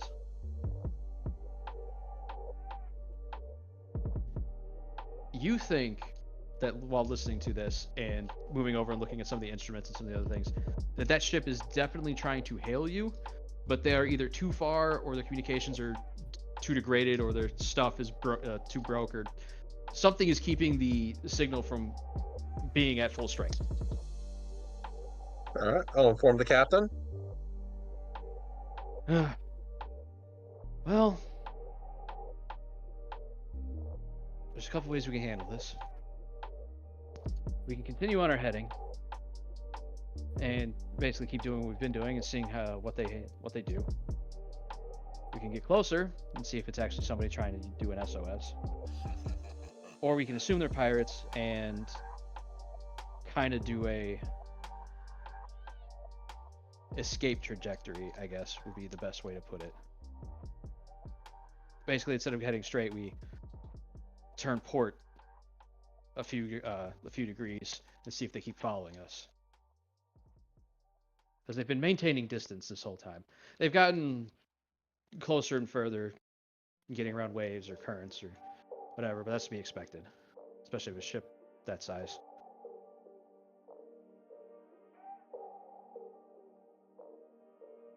Well, might as well call the command team. Or not command, security team. She'll call Security Chief Nawali, who can come up, get apprised of the situation. They'll call down to Dr. Chen, except Dr. Chen has wandered away, and the only one down there is Dr. Payne. This So is you'll get Dr. a call. Payne. Team lead Chen there. He's walked away for the moment. Great. What's You wrong? know where? No, You know- we would have to actually send a Well, message. then you'll have to do. I need you up on the bridge. All right. I will be there, and I'll tell one of my others where I'm going. All right. Max, you had just laid down, and then you got a call from Security Chief Nawali. Hooray! Some action. All right. Potentially. All right, Ski Mask. I need you up here. He grabs his LMG and makes his way up there. All right. So, you guys will basically get told the exact same thing that Captain Bell was talking about out loud. So, I'm of a mind that we don't get closer. I don't think that's a good idea. Honestly, I think we would be better off taking a escape trajectory and seeing if they follow us. Even if they are pirates, I would rather not engage them on the open ocean.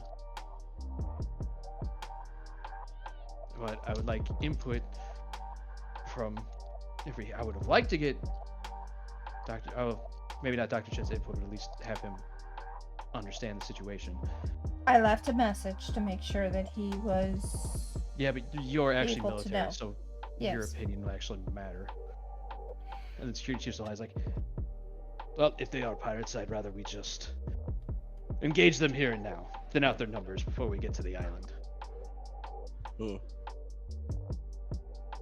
I'd personally like to have something to shoot at that isn't artificial. What? Noted. Really? Hey, what? You just want to shoot people? Well, specifically at this point, pirates. Mm. All right, I'm gonna get you a nice white long jacket. I will note that in your file.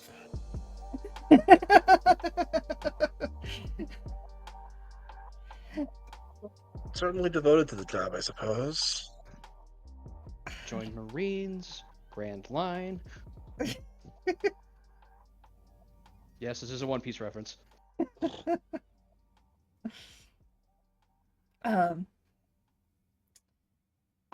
Either way that you decide, if you decide to escape, that would probably be preferable. Well, But to if- Security Chief Nawali's point, if they are pirates, we'd probably have to deal with them one way or another. Although we could get lucky, and if they ignore us, they decide to stay out on the ocean for a while, and they don't come back while we're there. But depending on how long we're gonna be on the island, that's definitely a roll of the dice. Well then, Before I give my input on the matter, Grover will go over to the barometer. What's the weather expected to look like for today? Decently clear. Maybe get a little overcast later on, but that could go either way. It's not looking like there's going to be any heavy storms or rain or anything. The wind, based on the trend, it'll probably pick up a little bit, but nothing major. Okay. How far away are we from the island? At this point, another day-ish. So not really long enough to try and lose them if that was our plan. It's What kind of to the sorry, go captain's point. If you're trying to lose them, if they are if they are pirates from Hosfag, most people don't know Hosfag. So if they decide that trying to chase you down is too much of a pain in the ass, the gamble is they are assuming you're not going there. Okay, fair enough. And the conundrum is that we are too far away to get any identifying information. Yes, and if they are pirates and you get close enough to identify them, they're coming at you. It's a fight. Yeah. All right. And Nawali's suggestion was to just fight them where we are. Yeah, it was basically to just say, fuck it, let's find out. If they are pirates, we'll Stand our deal with them. ground. Yeah. It's another counterpoint that the captain has is while there is a heavily armed security team on this ship, you guys don't have deck weapons. The pirates probably do. Fair enough. So closer range fight, possibly on the island, would actually probably be to our benefit by comparison. Yeah, But because lacking deck weapons will always be an issue because even if we dock, they can sink our ship while it's in port. this ship, there's probably not going to be a dock big enough for the will to power. You're going to be taking a smaller skiff. Well, fair enough. But like once we get off the ship, there's, Yeah, there's no guarantee the falls on the island. They'll just destroy our ship and abandon us on the island itself. Yeah, where they would have tactical advantage of knowing the terrain, theoretically. So either we take the fight to them or we take the fight to them. No, again, to the captain's point, when it comes to ocean pirates like this, their ships, they carry food and fuel. That's it. They stay out until they capture a ship or they run out of fuel. And depending on how long they've been out, they could be out for another 5-6 days if they just left. Alternatively, they could be just coming back Yeah. to the island now. Yep. So it's a bit of a gamble on that part. Yep. I think I'm with Nawali. I think we stand our ground. If they are pirates, we take one ship out of their ranks. If they aren't, then there's someone in need. We might be able to offer assistance. Either if they way, are I will going- have to have the medical team ready for anything. Yeah. Of course. And Kedville's like, yes, this is exactly why I wanted a representative here. But it seems I am outvoted, but that's fine. Not the first fight I've been in, won't be the last. I just worry for this particular ship.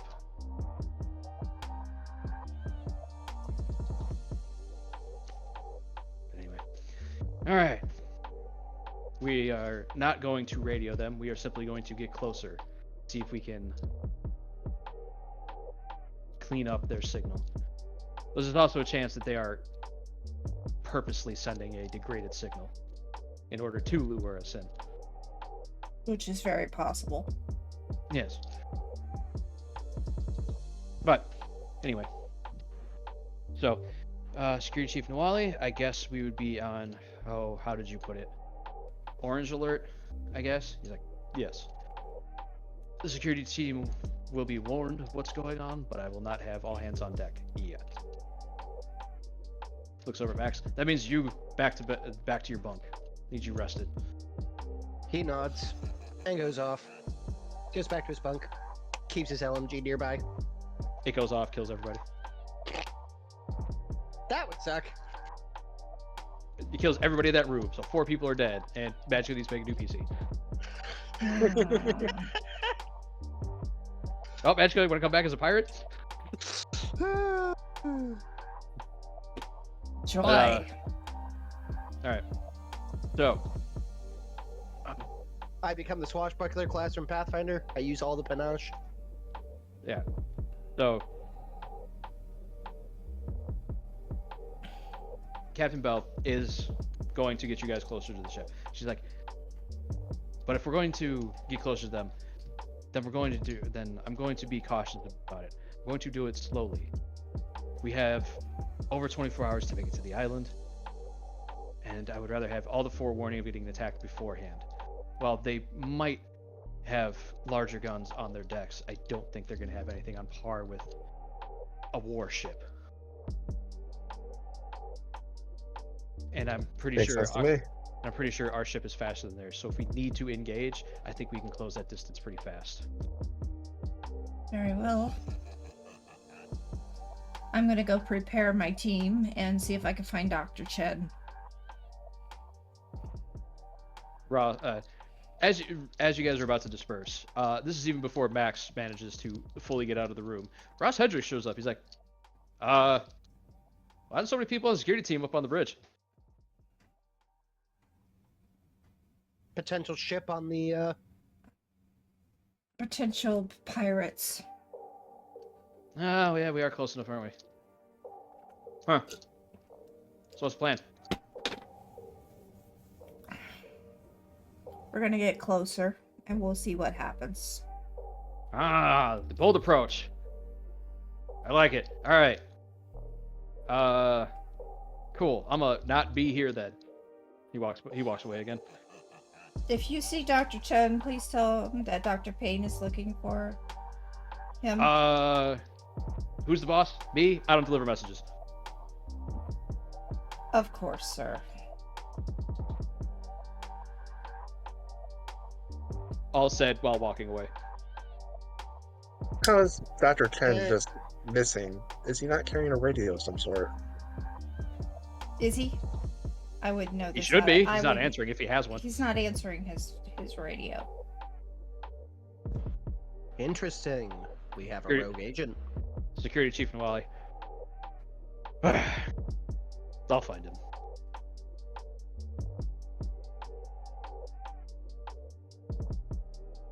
Just I'll keep me go. apprised of anything happening with the ship. If they change their heading and start coming toward us, I want to know the second you guys do. Of course. Understood. And I return to the medical team and tell them to be ready. They kind of start freaking out. Don't freak out. What? Just be ready. They said there might be pirates. Have you not worked in an emergency? Did you not work in an emergency ward? Never under fire. Oh, What? You think every hospital in the city, just every now and again, the OR erupts in bullets? well, when you're in combat, Never in been the in combat. Navy, you have to be ready for anything. Looks at the 8 other people. There's 9 of us. That's 1 out of 9. 8 out of 9 people haven't exceeded this. You're the outlier. You're the weird one. Congrats. you gained a While reputation. I am the weird one, I am still saying stay calm, because if you don't stay calm, your patients won't stay calm. You stay calm and collective, and she goes through different things that they should be doing and the order, and follow the directions as said.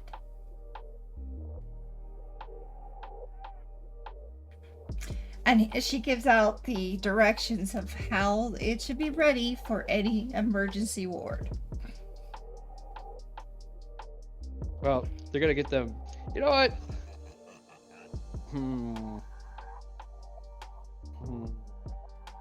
No, I'm not gonna make you roll for this. You calm them down somewhat. Good. Good.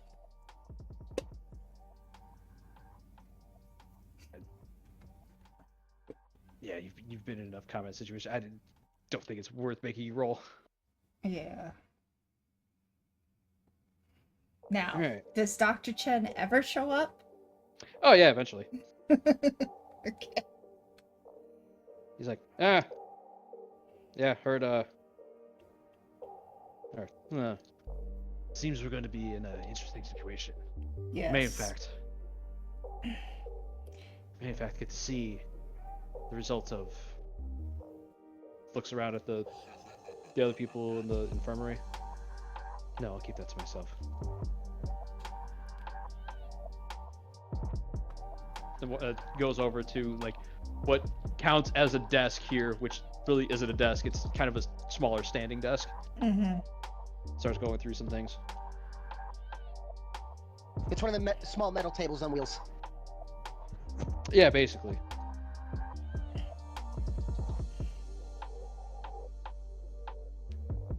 All right. But all right. Max is asleep. Tobago's down. All right. Yeah. All right, Grover. I guess you're throwing me another alertness for now. Yeah, sounds good to me. It's just the only one. You're the only one who would have a chance at seeing, or at seeing. Well, that works just I'm fine. curious. Am I on the wheel right now, or am I on a different instrument? No, you're on the wheel, but a bridge has. You have enough of a radial view. It's not full 360. It's like 120. That you can kind of see, the way you guys are positioned while like moving closer to the ship. You have it to where you can see it from the bridge without having to like go outside or doing anything. Makes sense. So you notice that the ship does seem to be getting bigger, faster than what your course should dictate. And by bringing this up, one of the guy reading the instruments would be like, "Yeah, well, looks like they changed course. You got that one right, sir. They are heading toward it. They are now on an intercept course with us." Immediately inform the captain, who I assume immediately informs Nawali. Yep. Max, you get woken up probably about 2 hours early. Hooray! Action! Well, calm it down there, Ski Mask. Yes, Darn. them changing course to an intercept course is letting credence to them being pirates. Because if they were on an SOS, they probably wouldn't change. I don't know. I was never a Navy. I wasn't a Marine. It's Army. Ships still getting used to.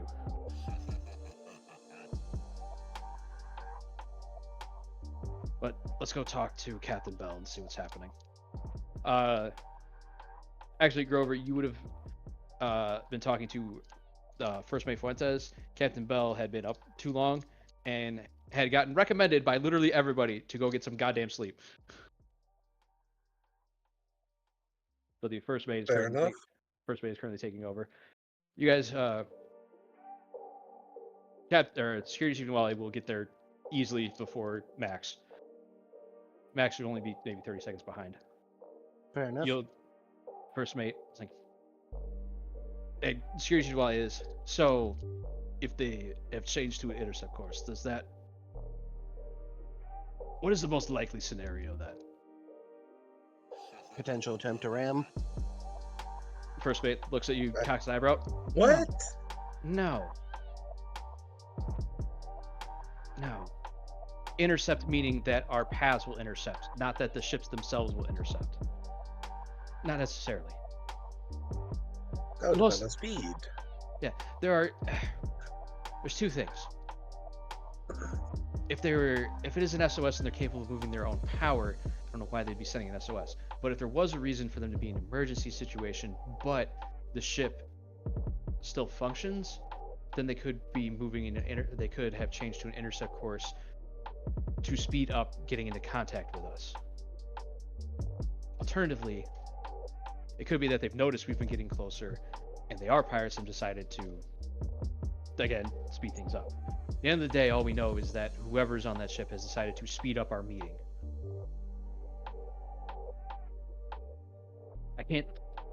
It's impossible to say one way or the other based just off of this, and she'll flip the communication signals are coming through. We haven't been able to clean it up at all, which is a sign pointing to pirates, because if we can't clean it up, it means it's either heavily damaged equipment or they purposely sent out bad signal. Well, here's a question. If the signal were heavily damaged due to their equipment, is the rest of their ship damaged? Like, what can we see from the outside? Because they're approaching us. Do we see anything better than the last time we tried to look? We can try. Max, go to the armory and get one of the heavier sets of binoculars. Max will do so. Now, I think they're a little too far out to get any fine detail, but hopefully we'll be able to see if they have any damage on their ship with these. You come back. You know exactly what he's talking about. These things probably weigh about 8 pounds. Sounds about right. If you didn't know any better, you'd think whoever made these had has a love for Jurassic Park. They got that modeled two-tone green that the night vision headset had. And could probably knock somebody out if you hit them with it. Yeah. On the side, you see the company trademark, Helion Industries. Wait. What is this thing? It's a set of binoculars. Oh, Heavy Alright. binoculars. I just said, he says heavy as in they are actually heavy. These are like high zoom digital binoculars, which is why he's like, we're probably going to lose some fine detail because that's just what happens with digital zoom, unfortunately. But we'll see. So, looking at this ship, from your current distance, even with these things, it's still a little hard to tell. Now, based off looking at your own ship and noting other ships, if their communications were damaged, if it was just the communications, nothing else on the ship, then they would be missing like an antenna or a communications dish of some kind. You would need, there isn't an external array. I think that's true even on real world modern ships, but even if it's not for this, it is. Technological differences, parallel universe, who cares? There would be an external array.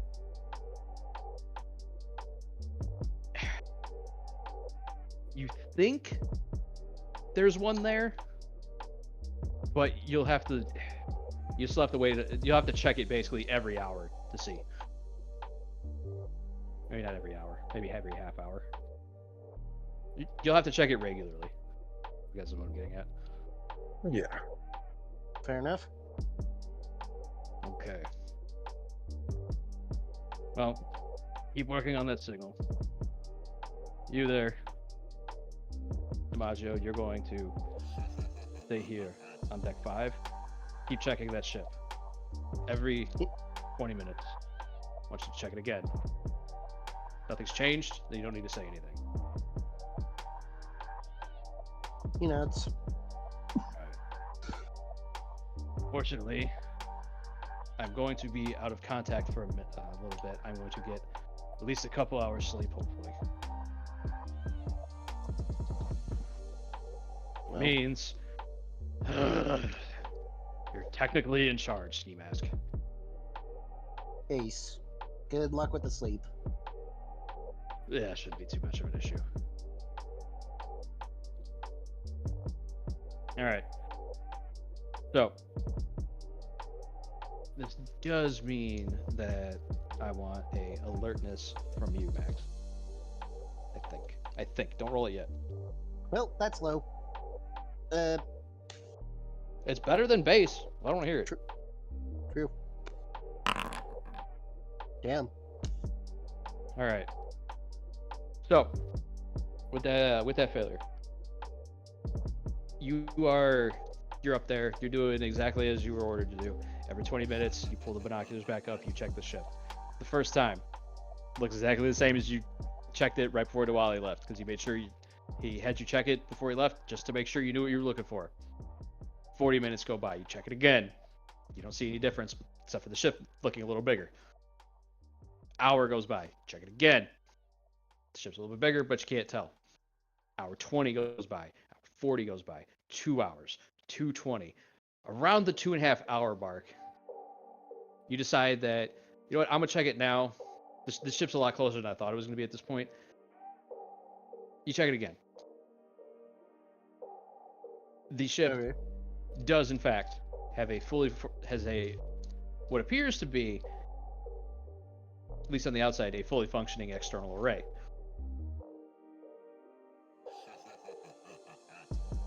Oh joy. And over the comms officer flags down the first mate and says, the signal got cleaned up. We didn't do it. Yep. It's pirates. They're ordering us to stand down.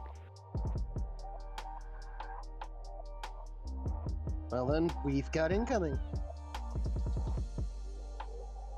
Yeah, the Are ship we is able to not, see what type of? Oh, go ahead.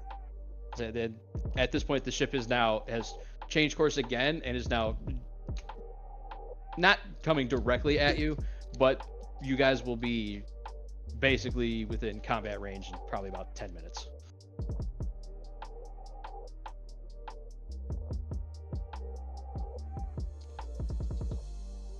Do we have any idea what type of weapons they got on deck? Yeah. I don't think this is normally how this is supposed to be used, but go ahead and roll me a heavy weapons, Max. Heavy weapons, where's that? Under the heavy weapon skill. Right column. Ah, found it. Wow! Max is looking. It doesn't appear as if it's anything too bad. As in, they don't have any like cannons. It looks like it's heavy machine guns at the worst. However, Max will say, always anticipate the worst.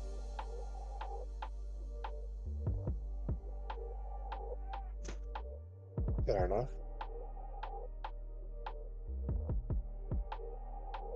Well, what's the play? I reckon we need to try to storm them, go full speed ahead towards them, or we could try to feign a surrender, lure them in closer and get the ambush on them. Captain Bell and Security Chief Wally show up in about 2 minutes. Okay.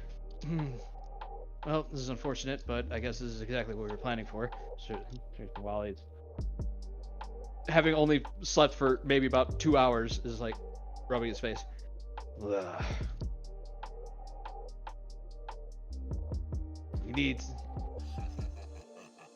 We have to close the range as quickly as possible. Get our men able to fire on that ship with minimal time of their heavy weapons basically firing unanswered at us. Alright. How fast do you have them ready for combat?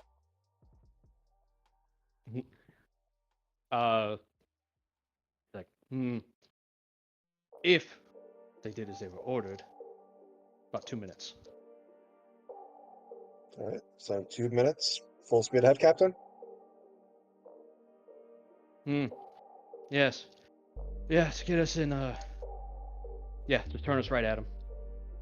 Maybe we can rattle them a little bit. Understood. As in, I don't think I ever described what this looks like on the outside. I'm sorry. The will to power definitely looks like it came out of what somebody thinks a cutting edge ship looks like. It has an odd assortment of rounded and jagged rounded and straight angles. It looks like somebody who grew up in the 80s decided they finally had the chance to design their own ship. And had the money to do it. But is it in neon? No, it is 100% mono black. Even the wood on the decks is black. This thing looks like it should be intimidating, but at the same time, if you look at it long enough, you kind of just go, why? Because even the name, the Will to Power, is in gold gilded lettering on the side. So it's gold and black. This looks like a rich person made it, because it's exactly what happened. Yeah, that's what happened. Yep. So Captain Bell's plan is, we're in a large all black ship. So I'm hoping that if we go straight at them, they might lose their nerve slightly until they realize what the fuck is coming at them.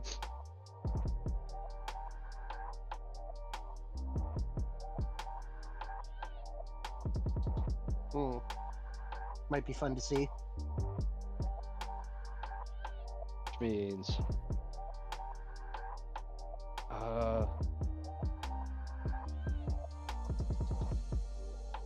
yeah, I don't think there's gonna be any skills for this.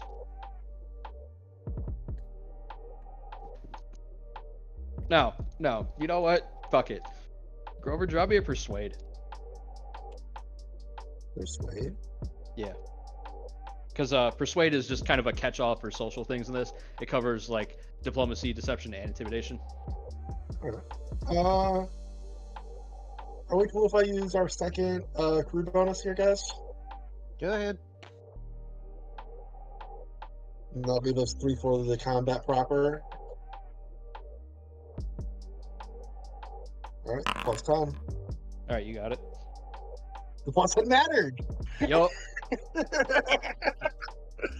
All right, so basically these guys do lose their nerve because, not gonna lie, if a large 5-decked black ship turns towards you and looks like it's on a ramming heading, you're probably gonna trip a little bit. Yeah, makes sense to me.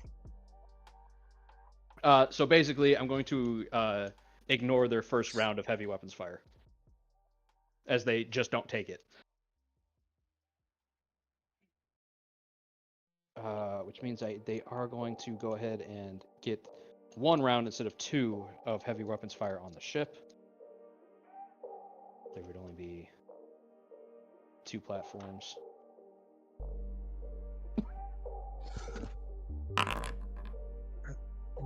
Okay. They are still rattled. You're not even sure they're aiming at you anymore with that one. That one will hit, though. Oh. And I'm sure every one of us heard that hit and felt that hit. Well, here's the thing. To Max's credit, the one that missed was the cannon. Okay. So there is a rather large explosion near the fore of the ship on the left side as a couple people look at Max and say, I thought you said they didn't have a cannon. I said always expect the worst. They could have. You said the worst was they had a heavy machine gun. And I'm not on deck. I don't get to hear it. I mean, if you wanted to run back up on deck, you can be. No, I wouldn't be. I just gotta look up. Oh wait, no, it's just a lethality roll. Because it's a heavy one. Well, the thing with that is, there's it's full cover. So it'd have been an 8 and a 5. Oh, yeah, so it's 13. I just added them together. So the ship itself takes 13 minus the armor. The ship didn't take much, which is good because it was the heavy machine gun. If the cannon had hit, this would be a different story. But could it still be felt? Oh, you guys hear the cannon and the guns going off, but no, the heavy machine gun hitting the side, nobody's gonna feel that. Okay. Unless they're at the hole at the time. Mm-hmm. But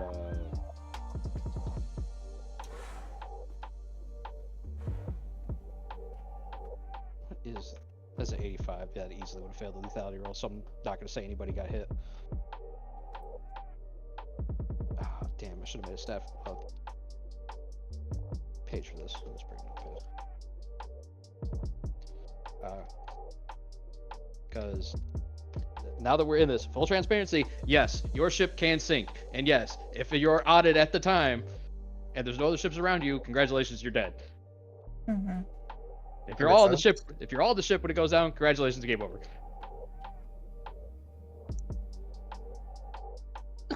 Because this is a one-off module, I am on the if everybody dies, it's game over. I'm not finishing it. No, I That's think fair that's fair. That's fair. The ship itself has 45 HP, currently down to 40. No, 42. And it has an armor rating of 10. I don't care about the surface speed or the expenses. Not relevant for this. It's as fast as I need it to be. All right. So, Grover, I'm not gonna have you do the piloting. This is easily well within your skill of turn shift to go to specific point. Okay. Because honestly, if you guys rammed their ship, you win. End of story. WinCon unlocked. Yeah, and they know it, so they have turned to make that a lot harder. So, in this instance, would Grover unilaterally decide to ram this ship? Oh man, I can get in trouble for that. You can, but you can also kind of just end this now if you want. Or I'd say if you do want to it. try. I'm a military man. I will respect the chain of command. I will ask for permission before I act. The captain would be like, Security Chief DeWally is like, honestly, I'm kind of for it. Captain Bell So would be like, you're "Are speaking you-" of Nawali speaking? Yeah, Captain Bell is like, are you insane? What happens if the fuel on there goes up? There's so many things that could go wrong with that. And I was like, yes, but our ship is also much bigger, much more modern, and has more armor than I thought it did. The hull is much more reinforced than I gave it credit for. If anybody would like to persuade the captain, they can throw a persuade now. I will attempt it. I'll Can I attempt it. argue a bonus? Because Grover has been popping off in most other. Yes, you know what? Uh, I'll give you a +10 for your exquisite piloting thus far. the competence bonus. Yeah. We're building good rapport with the captain by doing Yeah. well. Oh, Oh, Absolutely not. Well, then Max will try to persuade. no, there's only one roll. Damn. Oh well. But I will say, so, well, you would have failed anyway. Yeah, even if I gave you like an 8 bonus from Max, it still wouldn't get you high enough. It's unfortunate. That's fine. The captain makes her decision, and Yep. Grover will respect that. He's Yeah, a it's good like- soldier. It's like, no, there are too many things that can go wrong. Have you seen half the equipment on this ship? I haven't seen. No, it's not happening. Understood. Then awaiting orders. So I was like, get us up along the side. Try to get us slightly behind them so they can't use that cannon, or at least make it very hard for them. Will do. All right. So the ship that you're approaching, that is the pirate ship. Now, pirates are notorious for 2 things: ferocity and idiocy. They tend to go hand in hand. Yes. Most of the time, pirates have much smaller vessels, to the point that they're faster. They do that on purpose, mostly because they assume that there's going to be a civilian vessel with very little people fighting back. So they rely on the fact that they are armed and their foes aren't. So the ship that you're approaching is way smaller than yours. It only has 2 decks. You're getting the feeling that they have vastly underestimated your guys' fighting superiority, and that makes sense. That was kind of the point. Yeah, it's big enough to be a cruise vessel. No. It's big enough to be like a luxury yacht. Cruise vessels have like 15 decks, my guy, and they're like 200, or they're like 200 meters long. Yours is only about 100. Yeah, fair enough. Yes, I'm using metric because this game measures gun ranges in metric. So, you managed to pull up alongside them. That maneuver, easy enough. I don't care. They're also trying to avoid getting hit by you, so they are facilitating this happening. Okay, makes sense. And that all the enemies go between Grover and Megan. Okay. Yay. They all had 14.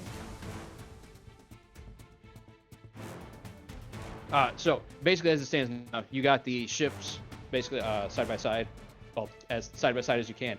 The good news about this is, even from the lowest deck of exposed, you guys have the high ground, which is very good for you.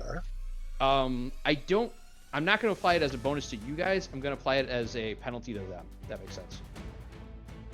That makes sense to me.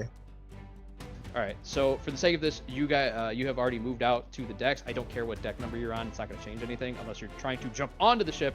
At which point, I'm hoping you're on deck 3. Otherwise, you just broke your legs. Sorry. I know you're talking about like elevation, but it's like when you're talking about like different decks, I just imagine someone dummy trying to jump on the ship, but they're on the wrong side of the ship.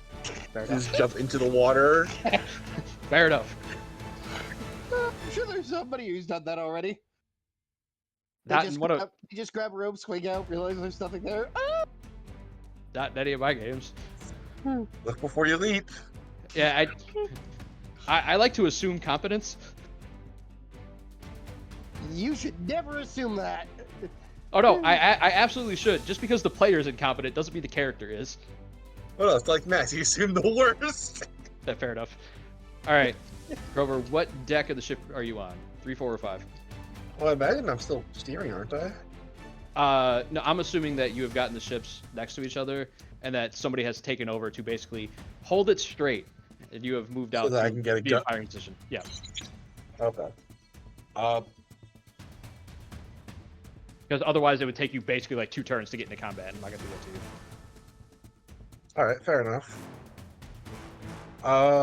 The decks more or less just determine like your elevation, not necessarily like how far away you are, right? Well, I mean, with the elevation, it'll determine the thing. You guys are easily all within the range increments of your guns. I'm not worried about it. As high as possible then. Gives me Yep, more that makes cover, sense. like, yeah, just as high as I can. Yeah, we're taking the high More ground. cover, they have less cover. I mean, like I said, even the lowest deck that you guys could be on, you're still elevated above them. But it makes sense because deck 5 would be the command deck, so you basically just head out, take cover. This is what I assumed, but I figured I'd ask just in case my assumption was wrong. Also fair, because it's also the closest one for me to get into the deck as fast as I can. And Yup. all of everyone in the command deck, I probably have the best experience with the gun. Yeah, I think the captain comes closest, but it might be equal or just under, but it doesn't matter. What deck is the medical on? 3. Okay. No.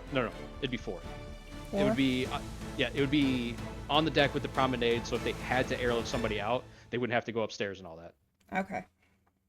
This also allows me to get back into the bridge if an emergency arises. Yeah. So, Max, I would assume you're also going to be on deck 5 because you were on the bridge at the time. Yeah. All right. So, for the sake of this, I am setting your guys' elevations. Ignore the fact that it says meters. Just deal with the tens place. I mean, I cannot see a damn thing. I've got a black screen. Yeah, I don't A see it particularly either. laggy black screen. I mean, you're not going to see anything. It's literally just a gray map. Okay. Well, This is just here for stat tracking purposes. got it. All right. So, as far as you guys can tell, there's maybe about a dozen pirates on here. Somebody asked what kind of weapons they would have, but I think it got lost in what they had on deck. They have a generic mix of like AK-47s and some like Vietnam era rifles. Basically, if you know anything about the generic Somali pirates, stuff on. Oh, Stuff no. into that. Like, Because these guys would be further north, so it's yes, there's a lot of AK-47s, but that's just because it's the most prolific assault rifle in the world. So literally any criminal organization has it. But you're also seeing a mix of. Oh wait, no, this is 2020s. So you're also seeing a couple people. Short version: the vast majority of them have light rifles. There's 2 that have heavy. I don't know why I'm giving you specifics when there's ratings in the game that I can give you. So, Rover, you are up first. From your current elevation, these guys are still going to have cover, but I'm going to reduce the armor rating of the cover. Alright. I suppose it's like obviously theater of the mind, but try identify a cluster and just open up on them with the long spray. All right. Yeah, give me that firearms. I'll say you could probably catch probably 3 of them.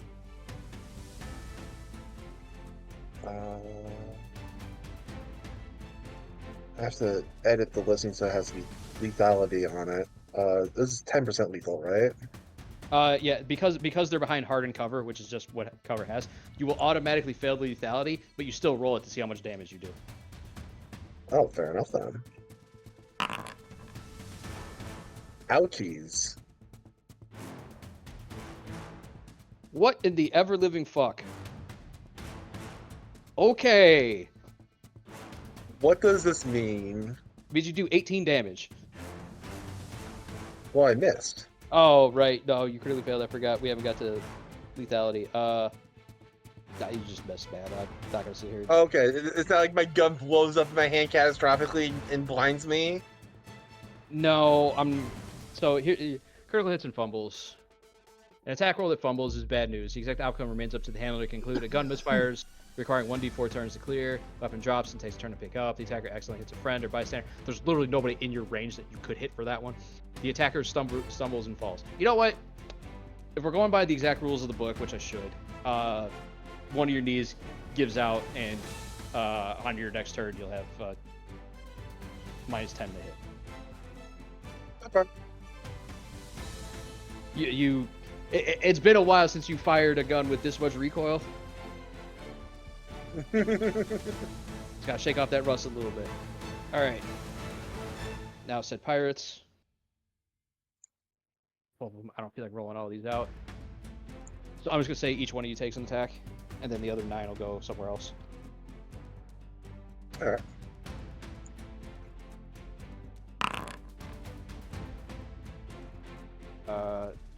I'm going straight up and down from the actors list. That will be Grover. That hits. I'll be open on this. They have firearms at 40. Okay. That'll miss on the dock. Oh, wait. I was applying a penalty because of the cover. Or the elevation difference. Fuck, that still hits. There's only -10. I tried. Alright, so Grover, you're the only one that got hit. This would have a lethality rating, but again, you were behind hard cover.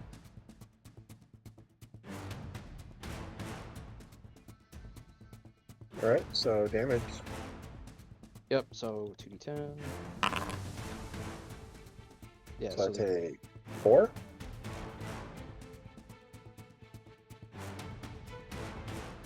No, 3. You would normally apply your body armor rating, but the armor rating from the cover is higher than yours, so you use that instead, and the ship has an armor of 10. Oh, okay. All right, so down to 7. Yes. Now, before I move on, I'm going to roll out some things. Oh, I'm not going to roll out some stuff. I might. We'll figure. So, remember you have this rating called Sanity, right? Stabbed, strangled, or shot. The first time you were, basically the first time you take damage that isn't from like somebody punching you, you have to roll Sanity. All right. You should be okay, because you're just you're rolling to get under your sanity. Yeah, you're fine. You've been through this so much, but you're like, I've been shot 76 times in the past. What the fuck is wrong with you? Let me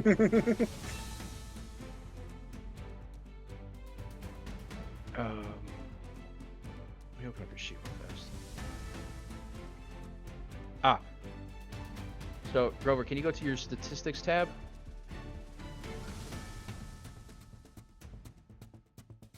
On the bottom, you see a thing for injuries.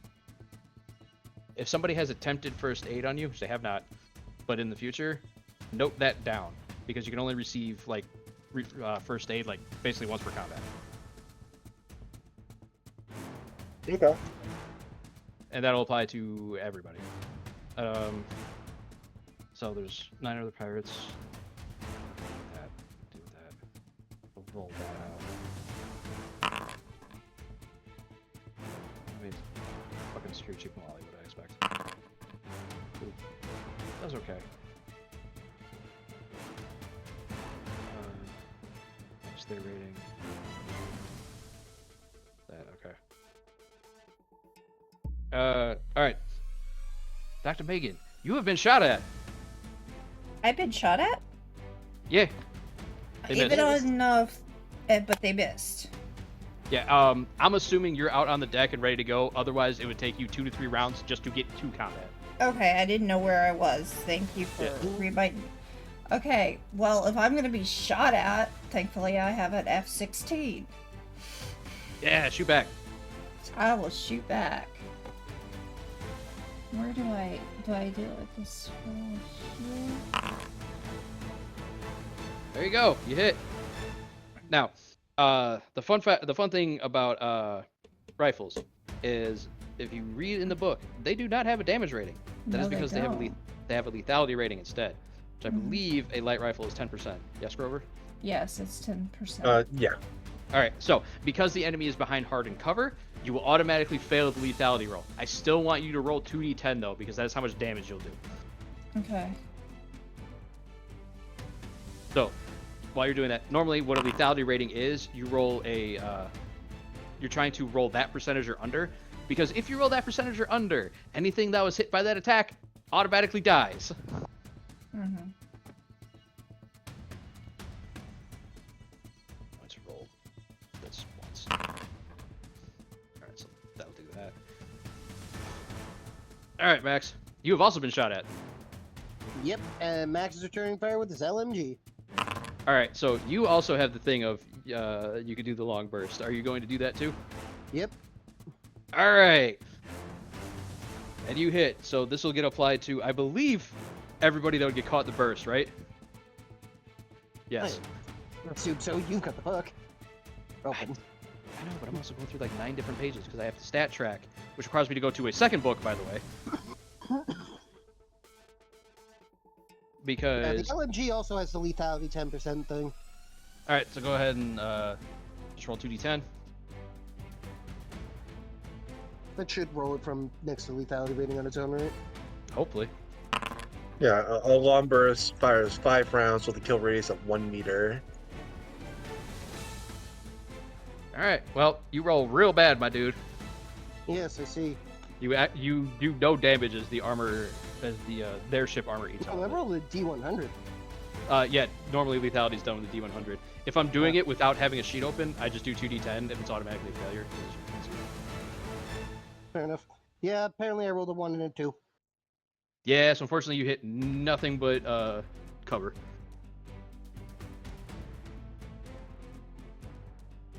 Oh, and it's got armor piercing 3 if that means anything. Oh, it does. You still do no damage. Oh no, you do 1. Oh, yay!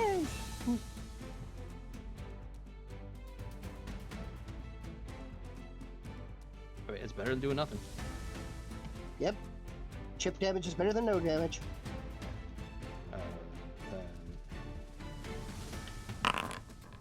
You know what? Handle it this way.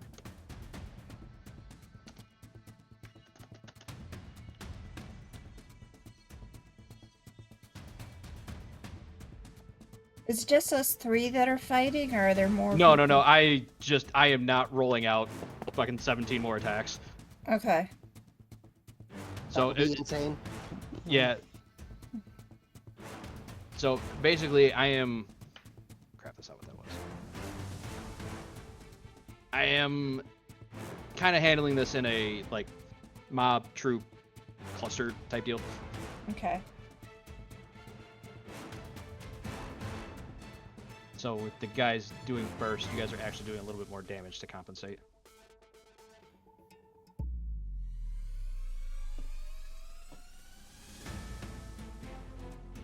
All right, Grover, you were shot at and actually hit. We will attempt to return fire. Once again, just kill radius of whatever grouping I can. Yeah, basically, because I said there were 12, I have them set up in like 4 different groups.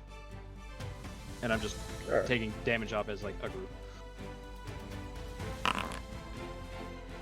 Oh, we hit this time, even with your -10 from the critical failure of last time. Hell yeah. Lethal. Damn. That's tragic. Does the light rifle have armor penetration? I don't believe so. It does not. Okay, so that's Armor different. piercing 0. Okay, so that'll be that plus the extra 2. I'm going to assume you guys are all shooting at the same ones for now. So then add the extra damage from being group. I mean, 11 damage on 2d10 is average, is it not? It's the fact that you rolled a 1 on the lethal. Oh, fair enough. I mean, you want it to be lethal, don't you? It doesn't matter in this instance. Ah. All right, Fair you do take down one of the pirates who are kind of looking around like, we may have fucked up. But it's now their turn to fire back. Or they could run. Not if all their guys are on deck firing. That is unfortunate, there, Grover. Yeah. I mean, it's only 1 damage. True. Oh fuck, there's a stun feature. Oh, it's half of your current. Yeah, so you're good. Alright, so yeah, I'm still chilling. Alright, this is at Dr. Megan. This is at fucking ski mask. We hit ski mask. Yay! Which means I get to roll sanity. Yeah. So first take your 2 damage, and then do the sanity.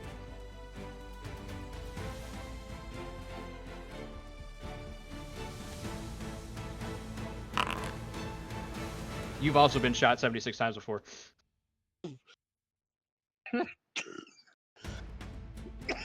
That tracks. Ow. Like we're in the military.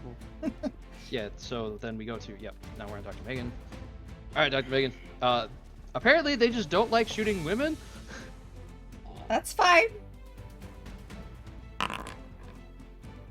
But women don't mind shooting them, which makes absolute sense. You choose the bear. Shit, okay. Well, you take out 2 of them. Okay. 1 full group of 3 is gone.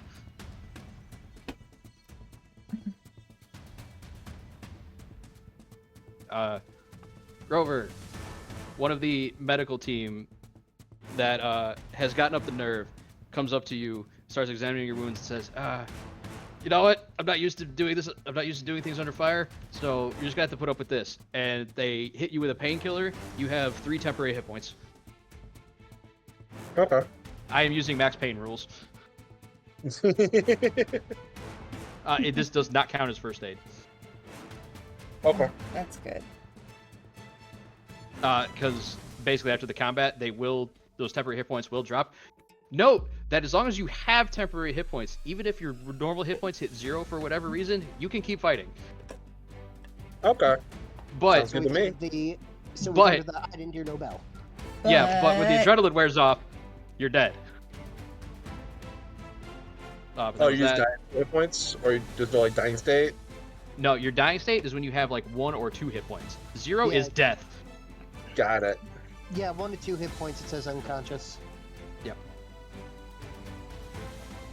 Just mouse over your HP. Oh, it's on there? Oh, that's nice. That's neat. Alright, so the guys are at Dex 10, which means Max, you're up next. Yay! Oh, wait, I forgot Nawali. Hold on, I forgot Nawali. He hit. Did that much damage. Apply to these guys. Nawali takes out 1 dude. Well, changing target to another group with the LMG. Yep. Okay. This is the expected result. You do no damage. Even no, the penetration will get you there. Yay! Dude, you gotta roll better damage.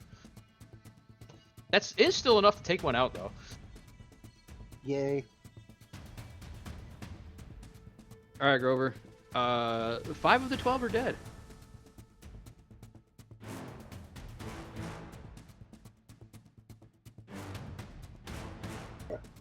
And well, I have 10 hit points, so I'm feeling a little bit brazen.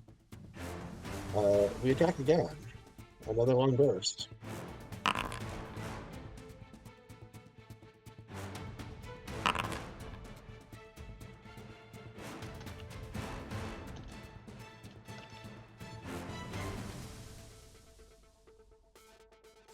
Third time, so I'm down 15 ammo.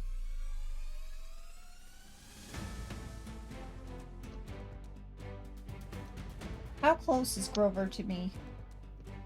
Yeah, he's Different one, deck. yeah, he's one deck above you. Okay. That's like 3 actions of combat to get to, unfortunately. So I'll have to wait. Yeah. But another group is down. Alright.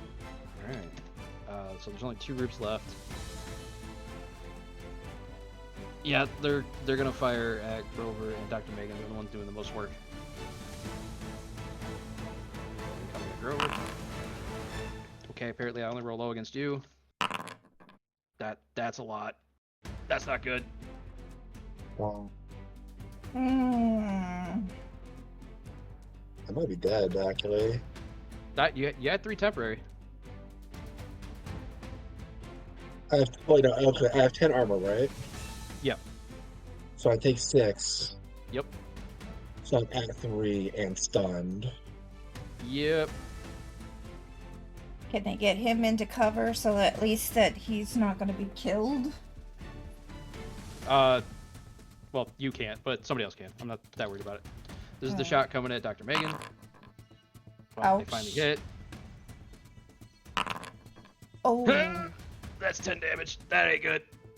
Oh, that puts me down to What's 1. your- Alright, so you're unconscious. I have a Kevlar vest of 4, but does that count? No, you have 10 armor from the ship. Yeah. The Kevlar vest, with just Kevlar vest, you'd be dead. Alright, then I'm unconscious. Yep, you're at 1. That's not good. Alright. Duwali's had enough of this shit. We're chucking grenades now. He's not as good with heavy weapons as he is regular. Yeah, grenade, go short. I have to look up death and dying. I don't. This turned fast. Wow. I mean, I've gotten shot every single round, which is kind of unfortunate. Considering they have a 1-3 chance to hit me. Yeah. Right. Yeah, that's unfortunate. No, we're not in insanity. That's not good. That's not wrong. No. Damage. Unconscious agent reduces 2 or fewer hit points. If unconscious, conscious agent is helpless and can be killed by a single attack. They can't target you. Anytime an agent is reduced 2 or fewer hit points. Alright. Karsa, I need you to go ahead and roll con. My con? Yup. Oh shit. This is not good. What is con anyway? There it is. It's under statistics. Yeah. Alright. Karsa has picked up a permanent injury. Ah! What did I pick up? What is your lowest die rating? Oh, it didn't do it. That's unfortunate. Oh. That fucking sucks. There's too many ways to get a 94.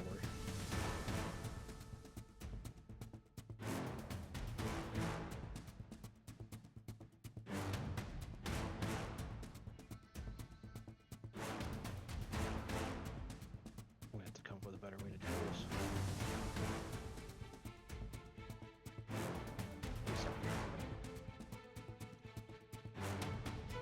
You know what? Until I come up with a better way to do it, I'm not going to worry about it for now. I'm just going to ignore it.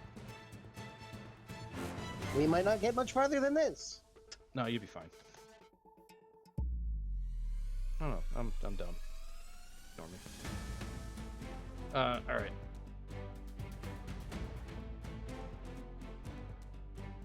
Alright, there's that. Now, one of the med team is going to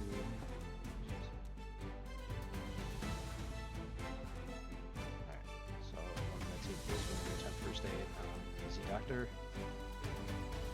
Let's hope they don't fuck up.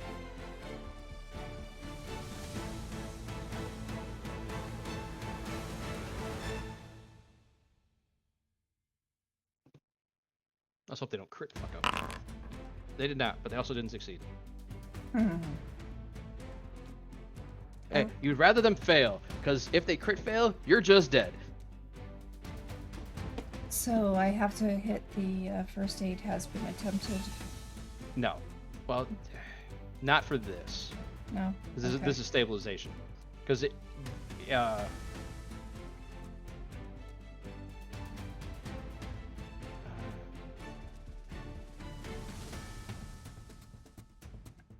mean, I guess...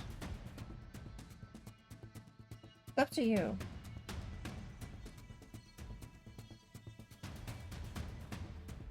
Oh, no. Yeah, go ahead and take it. It's just you're basically out of the fight. You'll wake up in an hour. Okay.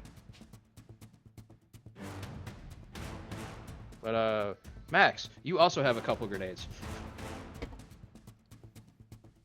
I guess I'll throw a grenade. Uh, That's just a regular heavy weapons roll for it. Yup. Guys. Wow. Guys. And, All right. well, it's not a crit failure. That's the good news. Nope, but we are we would go to Grover's turn, but he's stunned. So I guess they're just gonna shoot twice at Max, and I hope they don't roll well. Well, all right, one hit, one miss. Hey, at least none of them have crit yet, True. and it does no damage, so it might as well have missed. Missing with extra steps. Pretty much. All right, Nawali's gonna try another grenade. And Nawali crits with the grenade.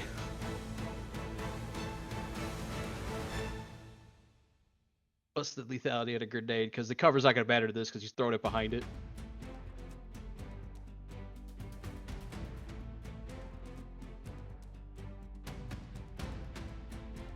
I want to say lethality on a grenade's like 30 or 40. Vehicles. 3.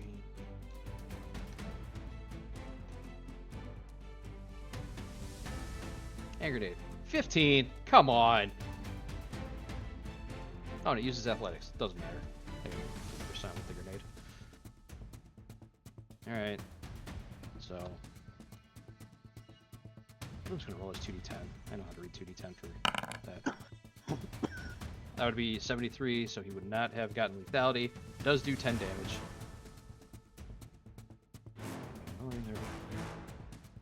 Which actually does take out 2 of them.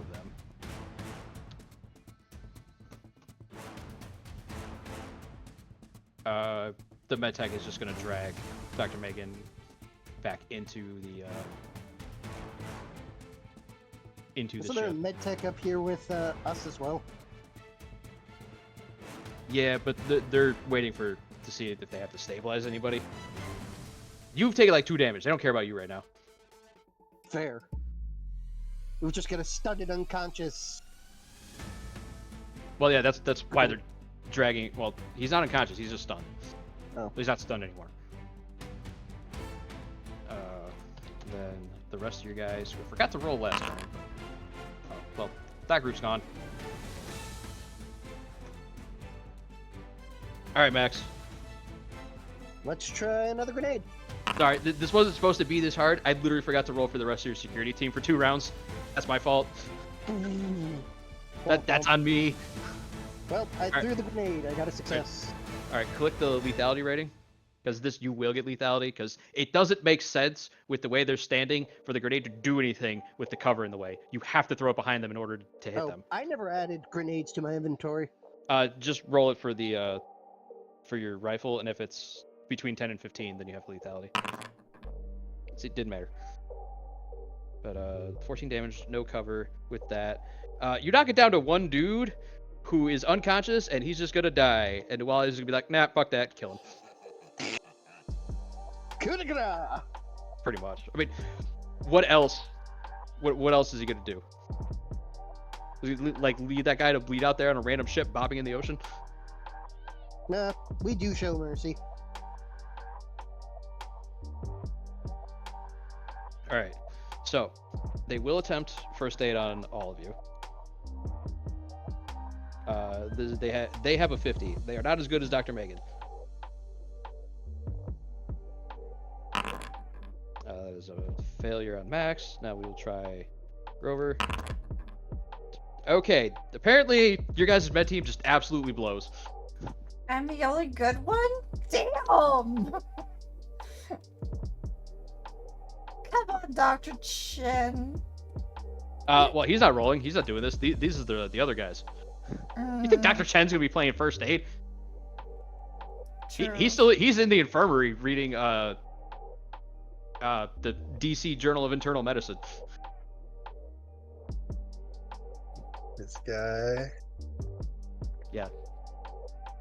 All right. But that is the end of combat. And I will apologize. I did forget to roll out some of your guys'. Basically, for your security team, I was just assuming one guy would hit, so I was just rolling damage for him. I just straight up forgot one turn. That's fair. Like It happens. statistically, when like 30 people are rolling, 8. people have to 8. hit. Yeah, it was 8, and if they're all firing at a 50, I'm like, yeah, I'm just gonna say one of them's guaranteed to hit, instead of me rolling every one of them out. Now, will my HP go back up, or? Oh no, you wake up an hour later with 1 hit point. Oh shit, I'm screwed. All right. Well, let me see if you qualify for surgery. Because that Dr. Chen will roll, because then he's just like, oh no, that's actually hard work. Basically, Dr. Chen looks at first aid going like, that's grunt work, I ain't doing that. Yeah. Molest me not with trivialities. Pretty much. You're exactly correct. I wouldn't word it that way, but you are exactly correct.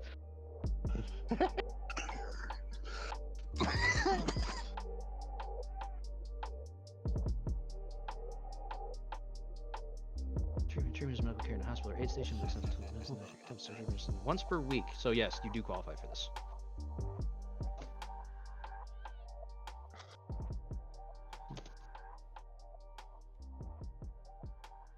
So now, Dr. Megan won't hear this, but Dr. Chen is scrubbing up, going, not the one I thought I was going to be working on, but let's see if your insides look like everybody else's. Oh my god, that's so scary. Well, he doesn't crit, but he does succeed. You got too distracted. You'll heal 2. That's still not a lot. Healing in Delta Green is rough, my dude. Fair.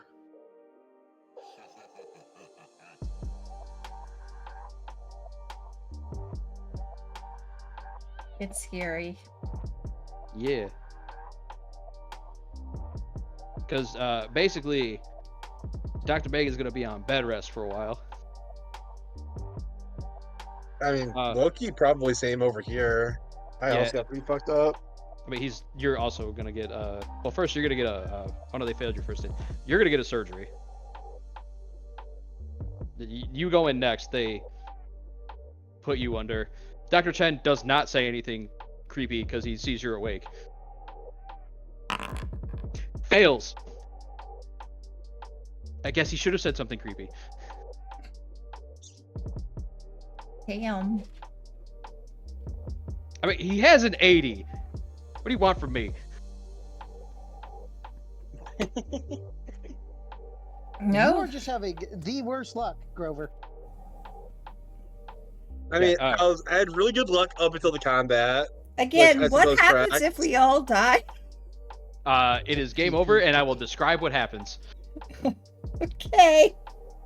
And then, like, I'll literally go through the entire thing I had planned out. But note that most combats are not going to be this large.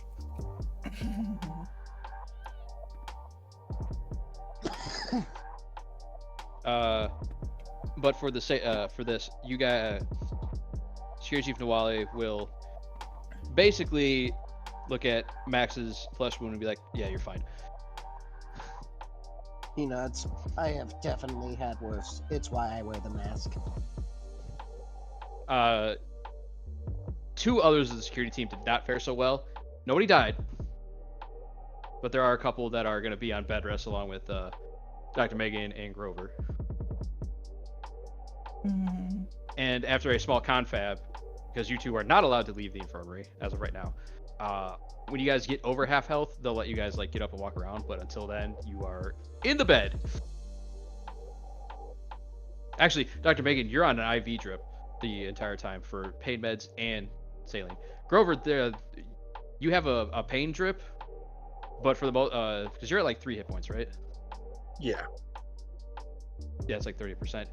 They're you're good enough that they're letting you eat and drink on your own, but they're still keeping you in bed. Angry old man trying to smoke in the hospital, gets told not to. Yeah, they Anyway, causes an explosion. no, they slap nicotine patches on you. I guess I'll be good enough. They're like, well, it's gonna have to. It's that or you get sedated. I'll take the patches. Withdrawal is a hell of a drug. No, that's what the nicotine patches are for. Fair. And we finished this combat right in time, too. Yeah, combat Delta Green's quick. You either kill them or they kill you. Oh shit. Yeah, but it is our time as well. That's the funny part. I know. I'm gonna handle this last part. So it does take you guys about a day. So I want Dr. Megan and Grover to go ahead and roll me con. You know Didn't my con Megan do sucks, right? You have a 12. What do you mean? Above average. Haha, we both suck. Yup. All right. So neither of you heal that day. Listen, Grover and Megan are getting a lot of bonding time in the. Yeah, we're gonna. Fucking- Are we what's it able called? Am I conscious enough to start Urgent care talking unit. talking to Grova? Yeah, for maybe a couple hours a day, because you're still at 1 hit point. You're kind of just like, ow. Yeah. Everything. So Grover's hurts. old. Even if you're not awake, he can still talk to you a lot. That's The fine. old senile man talking to himself with the captive audience. It's like, why did Old this man yells at light. doctor get herself hurt? But over that day, you guys will get informed that you guys have reached Housebag Island and that you guys are setting anchor about, I don't know, 4 kilometers. No, that's too long. 2 kilometers off the island, because there are no docks big enough to support the fucking yacht. Actually, interestingly enough, after that combat, you guys start hearing that a lot of people are referring to the ship as the battle yacht. Because the other thing Security Chief Dewale did was rip the this happened while you two were in surgery. Mm-hmm. Was rip the deck guns off of the other ship and basically have them jury rigged onto your ship. I like it. I like it a lot. To the incessant protests of your benefactor, who was just like, Ross. yeah. Captain was like, this is happening because if we'd had them to begin with, I wouldn't have 5 people that just underwent major traumatic surgery and are going to be laid out in the infirmary for at minimum a week. So you want to tell me how to do my job? Because I don't tell you how to make money. Now get the hell away from me.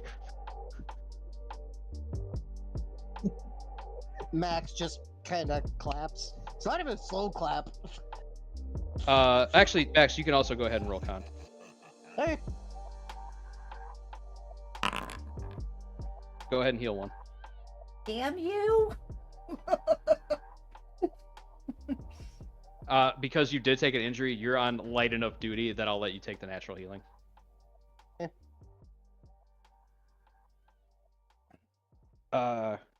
But for the sake of ease, so I can pick this up, they are going to give you guys a few days offshore to give people time to heal up. So I'll handle this character by character, and then we can wrap up. Karsa. Okay, that's fine. Grover, go ahead and roll me 6 more con checks. Well, no, do them one at a time because Okay. critical failure, you do lose hit points. Oh no. So failure. So go ahead and heal 1. Right, up to 4. All right, give me the. All right, we're up to. Back down to 3. Up to 3. Back up to 4. Back up to 4. Okay, What number is that? that's 5. You got 1 more. Back down to 3. I'm trying, man. All right, you'll get another treatment roll, which while it is another surgery roll, it isn't actual surgery. What the fuck, man? Do you guys want to? Hang on, you guys still have like 3 things of 10%. You want to apply one? I'll let you apply it retroactively.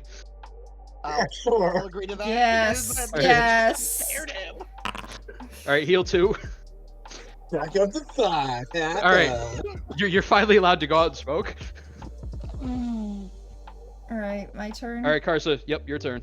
We're gonna handle them one at a time. All right, well, that's a failure. That's 1, 2, 3, 4. Okay, go ahead and add 1. So you're at Okay. 4. All right, so give me roll number 5.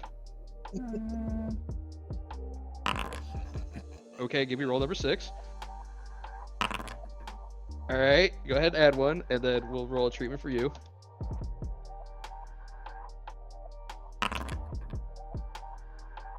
Bruh. What the fuck? Well, good news is I can't kill you. Oh, you are down to 1 again. Gosh. Well, to quote Ignis, unlucky. I tried, guys. I tried. Unfortunate. But you know what? With that, I'll say that they can attempt another first aid on you. Ooh, you took damage again.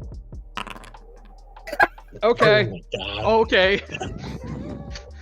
I can't make this up. I You almost died on the table. don't Yeah. know. I can't make this up. I So can't- am I actually dead? No, you're at 1. They didn't critically fail. Shout out to the Wally saying that the meta team was doing their job well so far. All right. We really can't say that only 2 branches are getting shit done now. Only 2 teams. I mean, the security team and the command team did their jobs. Yeah, those are the 2. Yeah. All right.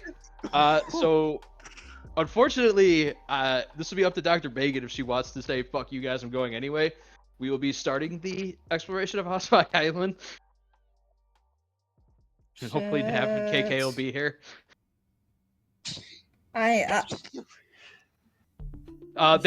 Dr. Chet is willing to load you up with painkillers. You'll feel real good. Yes, but a mosquito could bite me and I could die. I'm saying painkillers give you temporary hit points. He'll basically give you his own cocktail of painkillers if you're willing to accept it. Yeah, I'll accept it. Okay. And this is when you turn into the abomination. You'll have 11 temporary hit points. Well, at least You I'm back. feel real good. All right, so I got 12 hit points. Hopefully, Yeah. I don't have to use them. You forgot what pain feels like. Okay, I will be able to play this out. That I have no pain. But the weird thing is, you're not feeling any pain. But unlike getting shot up with a fuck ton of morphine, you're also not loopy, lightheaded, or feel like you're gonna throw up. No, your painkillers are working real well. Yeah, excellent. Let me know if you have any side effects while you're out there. As you've noticed he has a habit of once he starts talking about his own experiments, he will not quite steeple his fingers, but like imagine somebody steeples their fingers but does it horizontal to the ground in front of him. Mm-hmm. and then like kind of taps them together as he's talking about it. Mm-hmm. And then, yeah. Oh, right. Because it's been 6 days, Max, go ahead and roll your con too. I forgot. You technically have one. You have 1 damage missing too. Nope. Oh well. You get 5 more, dude. Oh. There you go. You're at max health. I'm changing your name. Your name is now Max Health.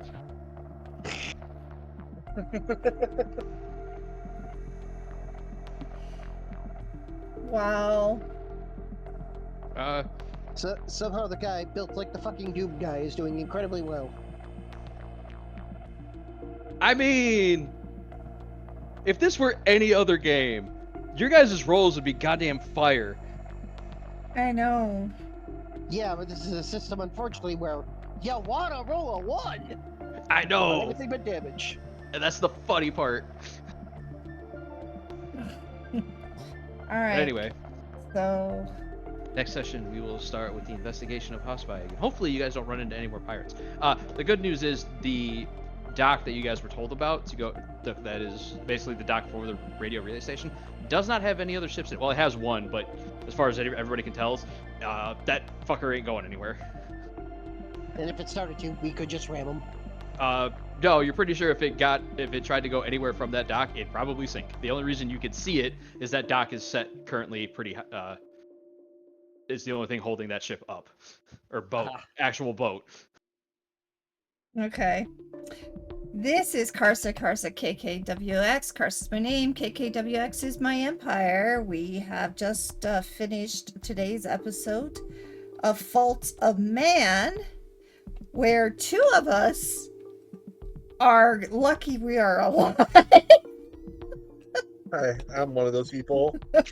Grover Manning and Dr. Payne. Dr. Payne has no pain right now. So we will see what happens next week on Faults of Man. Goodbye.